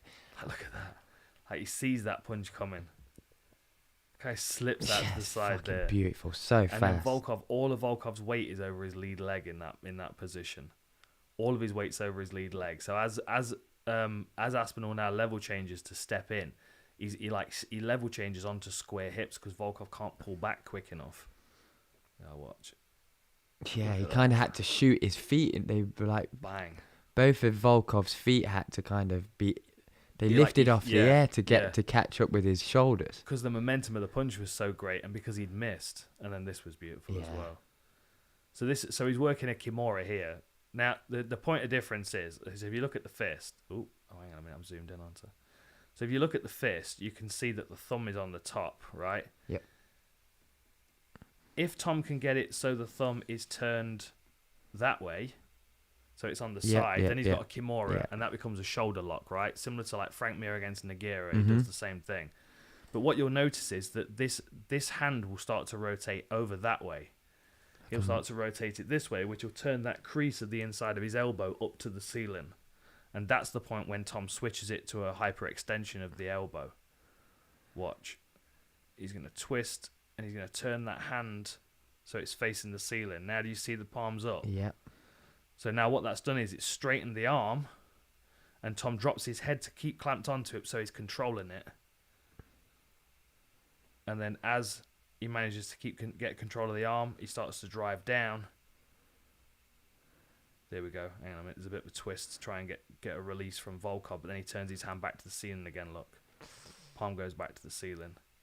And basically what Tom's doing right now is he's pushing down with this hand here, and he's creating a bar underneath the arm. So he's bending, he's hyperextending the forearm, the elbow. Gives him some leverage to pull on. Exactly that, yeah. Look how he's driving his head into it to try and keep control of it. Yeah, it's beautiful. And that it does pop at some point, doesn't it, as well? Yeah, does it? Yeah. How do you know that? You see it from the other angle. Oh, I don't think I've got it. No, I ain't got it. Yeah, you can see it. There's a shot that you get from the cage, and you can kind of see the elbow hyperextend. Very rare that you get that submission. Have a look at that for a second while I have a look at some comments. Yeah. So we've had a...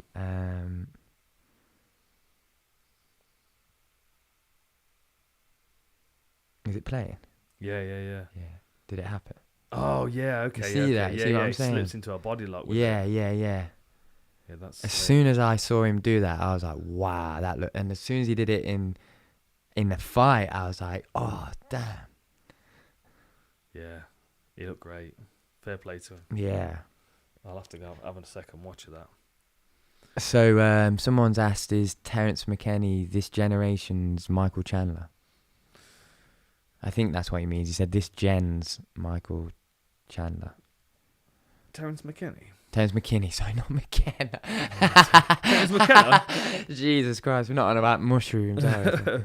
Terrance McKinney, I don't know, is he? God, that's the kind of mistake like I can make in like real life. You need to be careful of that one. I don't feel like Terrance McKinney. Like, for me, Chandler's kind of had his career, and now he's cashing in on who he is, and like he almost earned his right to have super fights while he was in Bellator. Yeah. And then came straight over into super fights in the UK, in the UFC. And I think he's deserving of it. I don't think Terrance McKinney's there though. I think he could probably have another 10 fights before he gets to where Chandler's at. Yeah, that's right? what I was thinking. Yeah, Still and maybe I've misunderstood determine. the question. Tell me if I got that right. So people seem to be liking Tai Tuivasa against Aspinall. Yeah. I think the Gan fight would be an interesting one, but I think if you've got two people that have got really good physical attributes, you tend to see a demonstration of physical attributes. Yeah. Right? And Tai Tuivasa's physical attributes is massive punching power. I'd rather see that with Tom Aspinall, who's got punching power and speed and grappling. And technique. Right? Like Tai has looked uncomfortable on his back before. Right? And Tai's, I mean, correct me if I'm wrong, but compared to Tom Aspinall, Tai's a much more sloppy striker. Yeah. He's not as tidy. He's looks like it's a hope and hit sometimes. But then I would say that Derek Lewis is more so that. Yes, Tai 100%. Tuivasa is a better striker than Derek Lewis, and Tom Aspinall's a better striker than Tai. Definitely, but Derek's got more power, and it does kind of sway that way, doesn't it? Right? Yeah. You know, but then at the heavyweight division, it doesn't really matter whether you're if you've got someone that's 20% technique and 80% power, they can beat someone that's got 80% technique and 20% power. Yeah.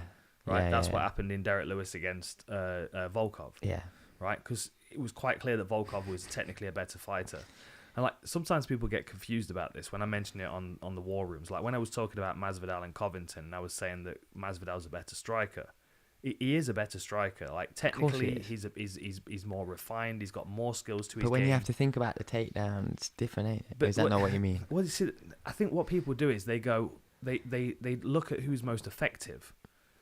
So like Covington can be effective with his striking. Usman can be very effective with his striking. But if you were learning striking off somebody, you would want to go to Masvidal because he's got a better handle on the striking skills. Like, that's what I mean when someone's technically a better striker. Like Volkov is a better striker than Derek Lewis. Yeah. But he doesn't have the same kind of power that Derek Lewis has got. And you can't stay away from that power forever. At some point, it's going to catch you. Like it's a weird anomaly in MMA, and it goes all the way back to the early days. Like I guess Tank Abbott represented that to a point. Although Tank Abbott had a good wrestling background and he was a pretty good athlete as well. Like he represented that guy that steps off the bar stool and gets in and knocks out black belts. That was his thing. But I guess that's kind of the premise of martial arts anyway, isn't it? Like definitely. Gracie Jiu-Jitsu is dealing with someone that's bigger and stronger and more powerful. And definitely. Like the idea is that you're not supposed to. You're not supposed to be able to, but you can. Because you're more technical. Definitely. But then when you give that person 20% technique as well, it's like Rosenstrike is a great example of someone that's got really, really good power, but also a really good striking skill set. Yeah. You know? Yeah, defo. Doesn't always work out for him. Ngannou ran through him. Yeah. And he literally ran through him. Far less technical.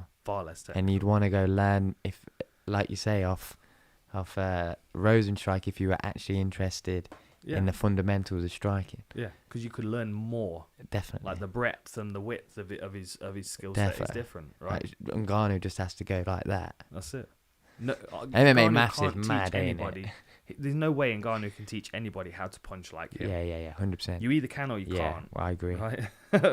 Like, but then there are other I always use myself as a good example, and because I'm not naturally a powerful puncher. Like if I knock somebody out, it was because I found the fucking Goldilocks zone for that punch. It was because it was right at the right time with the right setup. There were a lot of times I would have landed shots, and if I had massive I set it up. Like there's a lot of times I've landed shots on people, and if I had natural punching power, I'd have knocked them out. And I know it at the time as well. I'm like, oh, you motherfucker. Yeah, lucky bastard. If I had a Paul Daly left hook, you would be asleep right now, you know?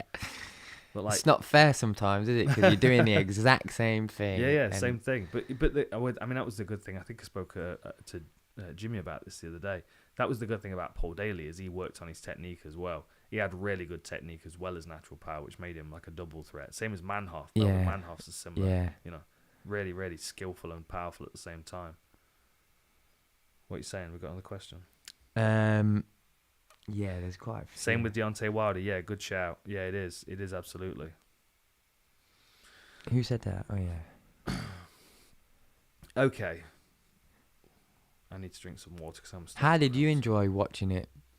Mate, it was wicked. Yeah. I loved it. Yeah, I loved it. It's been so that... I'm trying to think when the last time... So my first UFC event I attended was UFC 85. And that was Matt Hughes against Thiago Alves. And that was I was in attendance for that one because I'd just been signed and I'd just got a... Was that Bisping? But I think Bisping was on that card as well. Verdum and Brandon Vera were on that card as well. Oh. It was a crazy one. It was. I mean, you look back at these old cards now. Let me have a look. UFC 85. But then, like every year since then, I've been on the card or I've been at the event, and it's just like the week and the weekend are gone before I even realize what's happened. And then, you a bit like you're feeling now. You kind of feel a little bit like groggy and a bit kind of dazed, and like you look back on it and think, yeah, no, that was awesome, but like all kind of blends into one. Yeah. I always have to go back and watch all the fights afterwards because it all blurs and I forget big chunks of it. Mate, exactly. Like today. Exactly. To be able to sit and just like consume it, you know what I mean? Just to be able to enjoy it was really nice. Because I think, to be honest, of all the events that we've had in the UK, that was the best representation of British MMA that we've ever had. You know, like UFC, what was it? UFC 39. With Mark Weir and Ian Freeman and stuff like that was great, but I think we were 50-50 on that one. I I think Lee Remedios got choked out and James Zikic lost the decision. But it was a great event, but it was like, we can hold our own if we're well matched, right? Definitely. But then you've got Aspinall taking on Volkov. You've got Arnold Allen taking on Dan Hooker.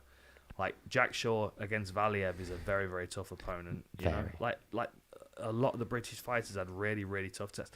I honestly thought Molly was going to struggle with Pineo because I thought she was going to be overly excited. She was going to. Like, she was there, wasn't she? Well, she was. And then you see in the second round when she starts to look a little bit laboured. Like I thought she was going to arrive at that point, like 2 minutes into the first round. I think I think that's why fans love Molly as well, is because it's not the smartest way to fight. She knows it's not the smartest way to fight. But fuck it, come on! But everyone loves it. Yeah, and then when everyone loves it, she loves it. Yeah. Do you know what I mean? And then it starts to maybe working a little bit. But she surprised me with her first round on her. She really did blind her with shots to the point she was just double guarding and just trying to get out the way and then get some. I was really surprised she was actually fighting Molly like that. I didn't think she'd. I don't want to say cower, but I don't know what the other word is. Just stay in double guard for that long and just like she must have got hurt with that shot. Yeah, I reckon so. Yeah. I reckon. I think a couple of the overhand rights had kind of dazed her, and then Molly was throwing with such a pace that there wasn't an opportunity to like. If she'd have removed her guard to throw back one, she'd have gotten caught with something. You know, it was a. Once you double guard, you're stuck there, aren't you? A little bit. That's why most people level change from a double guard. Yeah, you know what I mean? yeah. Them flying knees come. BJ Penn, Sean Shirks, one of my always my example for that. Sean Shirk backed up against the fence, BJ Penn attacking him, and he double guarded and level changed onto his knee. Oh, did he? Yeah. It's good knockout, that one. There's an old one for you. Yeah, I'll have to watch that. BJ Penn, Sean Shirk. So it is UFC 85. Check out this for a card. So Paul Taylor, who I saw last week against Jess Leardon, that was a good local scrap. But we had Fabricio Verdun, Brandon Vera opened the main card. Talis Latis against Nate Marquardt. Mike Swick against Marcus Davis. Bisping was co-main event against Jason Day. And then the main event was Alves against Matt Hughes. Knocked him out with a flying knee. Damn. That was a good one. That was at the O2 Arena. So that was June 7th, 2008. That's 14 years ago. Yeah. Do you think Till... I think leading up to UFC London... I think the last thing Till wanted to do was fight on that card. On this one that's just gone? Yeah, probably. But I think in hindsight, after watching it, do you think he wishes he probably would have? Or probably, yeah. I mean, the one It's easy to be there, though, and be like, oh, I wish I was fighting. Do you know what I mean? You always want to be on the card if you're there and you're watching. Or if you're in the back warming up. You know, like he was cornering Aspinall. Like, you know full well that Till would have thrown down if they could have put him on the card in that moment. Yeah. For sure, absolutely. But then, I would imagine there's a bit of anxiety associated with it, you know, because it's not always been a good night for him at the O2. The one that kept coming to my mind was Nathaniel Wood, who had done all the work, had weighed in and was sitting there in attendance, like just wishing he was on the card. Yeah, that's gonna hurt, innit? Yeah. I don't think I'd go to it it would be difficult. Yeah. It would be or difficult. I'd go after my slots finished. Yeah. Yeah. I'll be brutally honest, and then maybe you can strike up an argument about why I'm wrong, but I don't think Nathaniel's as... I'm scared to say it because I don't know how I feel about Nathaniel. I don't know how good Nathaniel is. That's a better way to put it. Yeah. How good is Nathaniel Wood? I think he's... I understand what you mean. I understand what you mean because he is like... You think back to the Josh Reed fight on Cage Warriors, and like he was losing that until he won. And that was like the Hooker Allen, but not to the same degree. But not like that was all one-way traffic from Josh until Nathaniel was able to catch him with that one shot and change it. He's always been a little bit too hittable for me. That was my concern. He's a good wrestler, But then wrestling at UFC level is different again. Like MMA wrestling. Exactly, MMA wrestling. Like, the guys that he's struggled with have been the higher level guys. Like Casey Kenny's a problem for anybody. John Dodson is a problem for anybody. You just can't pin the guy down. I wonder whether as he moves up the rankings and he starts to run into guys that are specialists in one particular area, that's when he starts to struggle a little bit. Because like I think he can hold his own against most people, but I do think he gets outpointed by a lot of the really, really high level guys. He just needs to move his head a bit more for me. He's a bit low in his stance, a bit. He does that a lot, kind of pauses and drops, and So I got another question. Go on then. And I'll same question, but I'll shoot a couple fighters at you. Does Paddy Pimblett make it into the rankings of the lightweight division in his career? Yeah, for sure. Does Nathaniel Wood? That's a good question. I'm just looking at the bantamweight division and kind of trying to figure out who I would see him against. Like I could see him beating Marlon Moraes. I could see him beating Sean O'Malley. You can see Nathaniel beating who? Yeah, you can see Marlon. Marlon. Do you?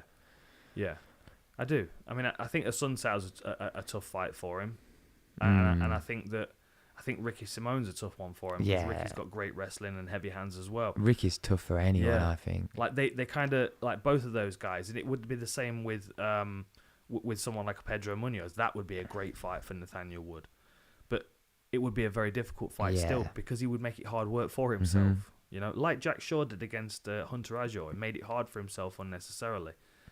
I think Nathaniel gets drawn in a little bit too much. I'd like to see him use his footwork a bit more. Like Brad's a great boxer with great wrestling. Like if Nathaniel could be the next best version of that, like the second edition of that, then for sure he could go a long way, because you could build a real career off the back of it. But it is a tough division to be in. Like I think Paddy will certainly be able to make his way into the lightweight rankings, because I think he'll get favourable matchups because he's very marketable, and I think his confidence is riding so high at the moment that is 50% of his victories. Like he's just absolute self-belief. Same with Molly. Like absolute self-belief plays a massive role into it. Like you go back to McGregor against Brandao in Dublin. Like Brandao was like, I'm gonna knock this motherfucker out in 60 seconds, otherwise it's all gonna fall apart. And that was just a vibe. And it was the same with Vargas last night. It was like he was trying to prove a point to himself almost. What's the mental antidote then to come in and beat someone like Paddy Pimblett? How do you address that? What's your energy going into a Paddy Pimblett fight if you're on away turf? I think you have to feel like you have you're prepared and you have an answer to everything. I think that's the solution. I think, okay, you look at Paddy, right? So he's wild. Like his strikes come from all different kinds of angles. But if you do catch him with a good shot, his tendency is to level change. So you've got your first option is to catch him with a good shot and force him to grapple. Your second option then is to decide what you're going to do with that when that happens. So do you want to attack a neck? Do you want to take top position, etc., etc.? Then you need a solution to him scrambling to the back. And if you feel like you've got, like Takashi Sato last night, although he couldn't stop Gunnar Nelson getting to his back, he was able to stop him getting subbed, right? That's not happening with Paddy's opponents, aside from Soren Bak, who he couldn't submit. Like you need to feel like you're rear naked chokeable, and that you have a solution for that chaotic style that he's got in the early opening rounds. Like take him into areas of the fight where it's going to make him uncomfortable. But you're always going to be up against it. He's got that X factor confidence that McGregor had. But what does confidence, like, obviously I know what confidence does, but how far can it really get you in a 5-round fight? Is like having good confidence like a 1-round kind of thing? It depends what you're confident in. If you're confident in your punching power, but you know you run out of gas if you throw 10 punches and you don't land your knockout shot, then that can be counterproductive, right? You know you've got punching power, so you can be confident that you are going to land.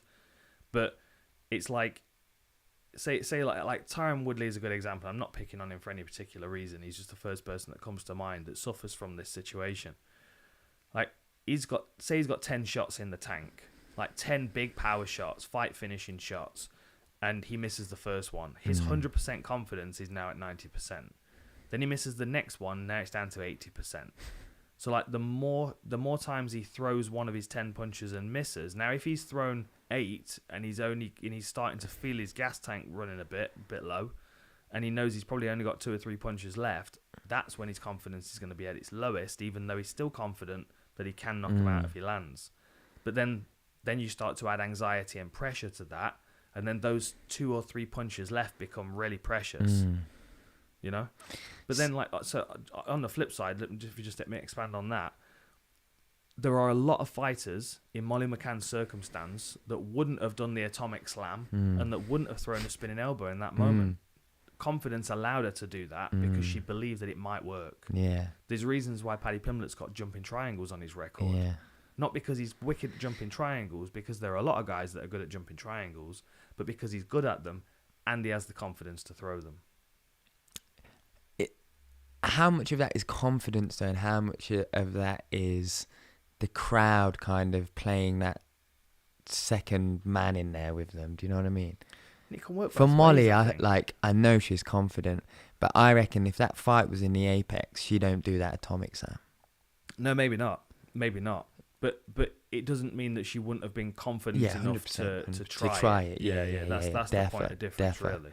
Like you miss 100% of the opportunities that you don't take. Yeah.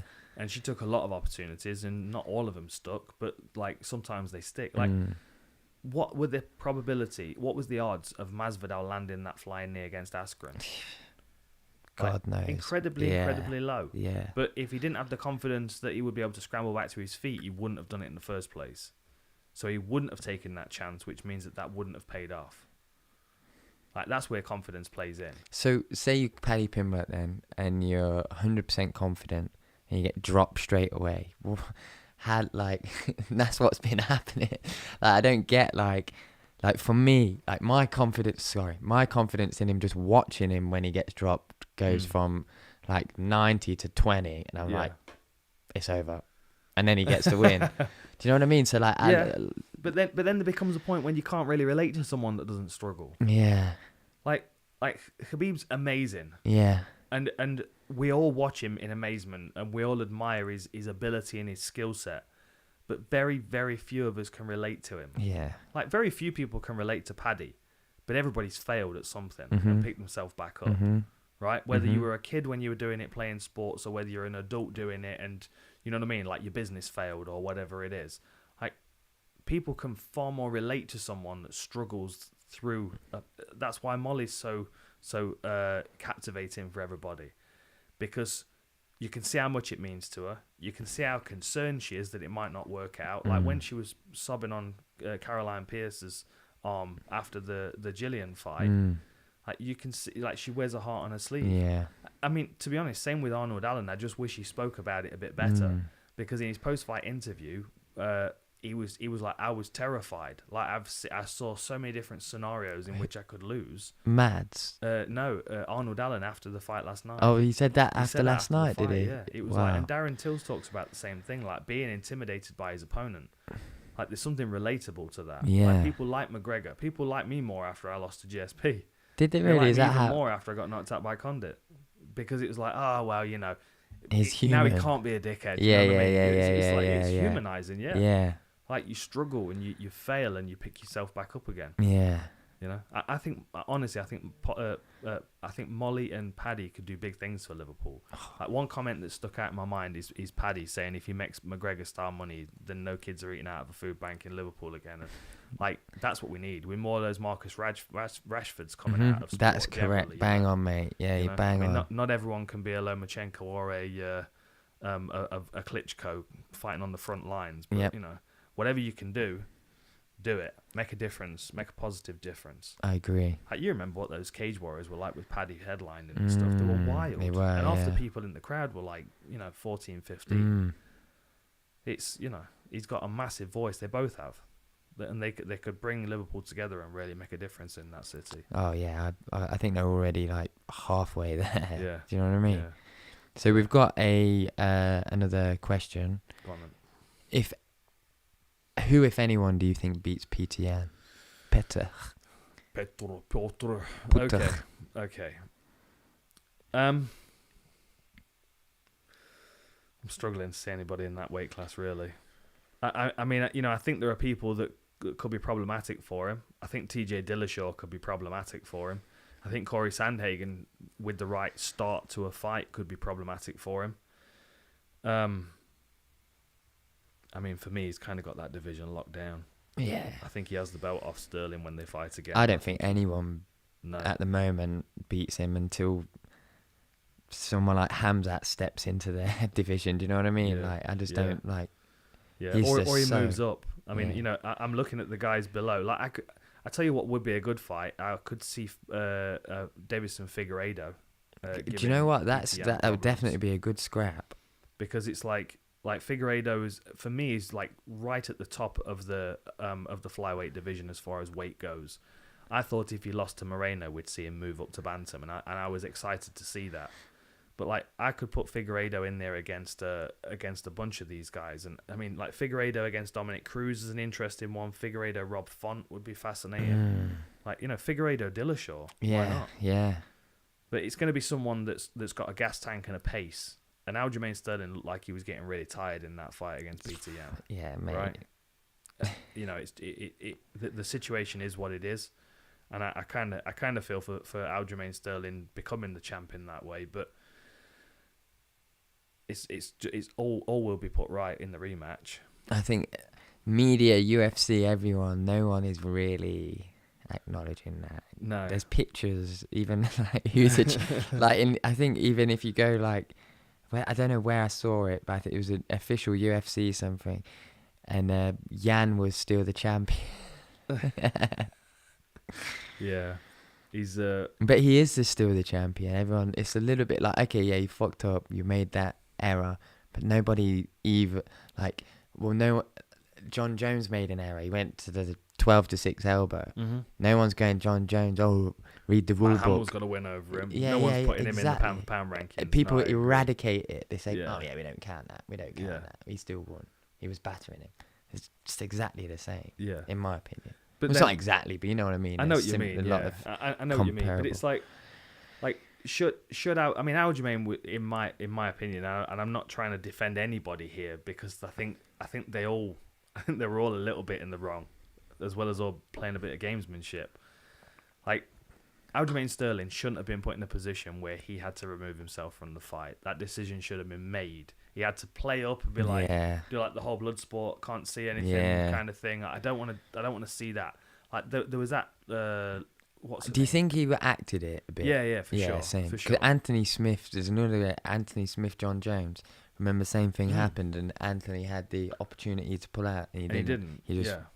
I'm fine, I'm hurt, but I'm fine. I'll carry on Yeah. because I'm a fucking soldier. But then, realistically, I mean, you could argue that could have been stopped. Oh yeah, it could have. Right. 100% it could have. I heard his coach was saying, "No, you sure? All right, we can." But then in that circumstance, he's then treated like Aljamain Sterling's being treated, because he's now got the belt when John Jones was the one that kind of gave it away. Mm. I understand the circumstance. Like, no one wants to win a belt like that, but you also never want someone to kind of play it up so that like act so the officials call the fight for you. Yeah. Like, I don't ever want to see that Yeah. happening, right? Yeah. It feels kind of ugly, but then Yeah. it wouldn't have been right for any other outcome. Like, you can't leave Petr with the belt, because then that encourages that if a champion's losing, that they can break the rules and get disqualified but still remain the champion. Yeah. You can't have the belt become vacant, because the same situation that is happening now would happen if Petr Yan got disqualified against against Sterling, and the belt became vacant, and the belt became vacant. then everyone would still consider Petr Yan to be the champion. Yeah. So then the deterrent to don't break the rules if you're the champion is that the belt goes to the other guy, which is the last thing that the champion wants to see. So it's the only way that they could do it, even though it feels kind of weird and a bit awkward. I still felt it was a bit awkward with DC becoming the light heavyweight champion, because like it felt unfortunate because everyone was like, yeah, DC's the champ, but only because John Jones is not. Yeah. You know, and it was like there was this like caveat, and I would never.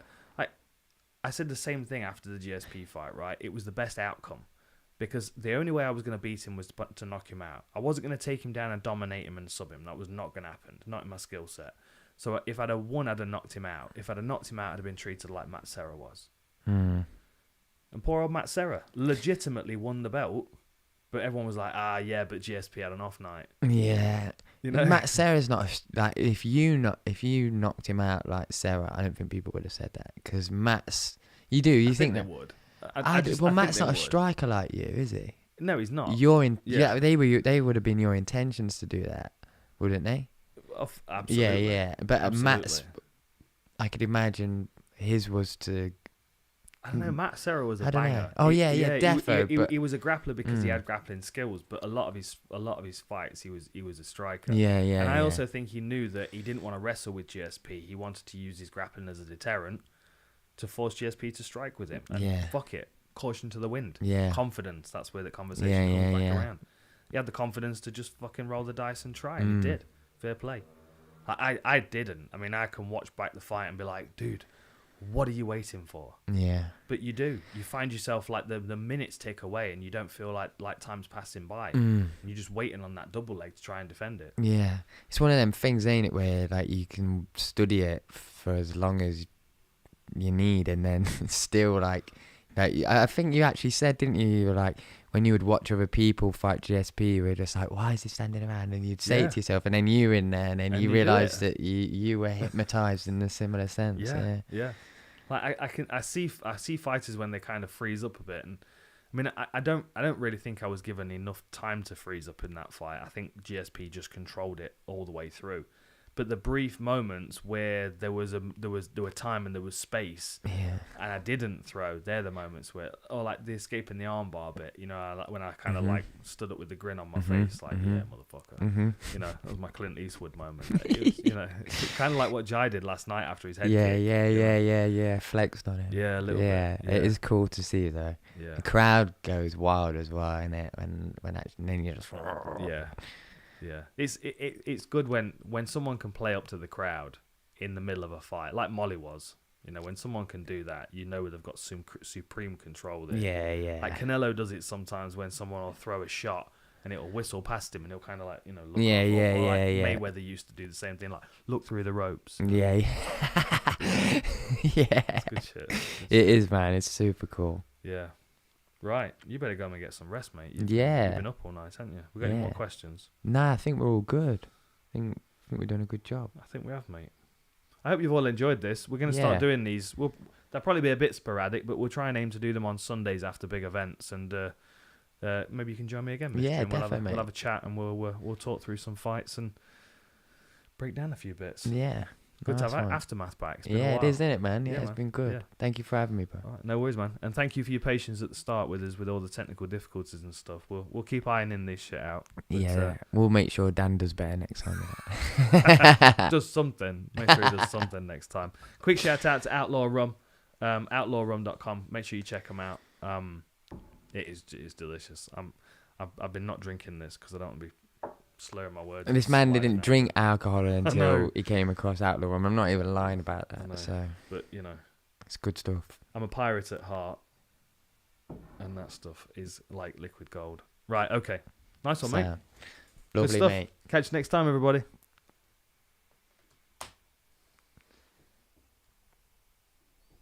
Beautiful.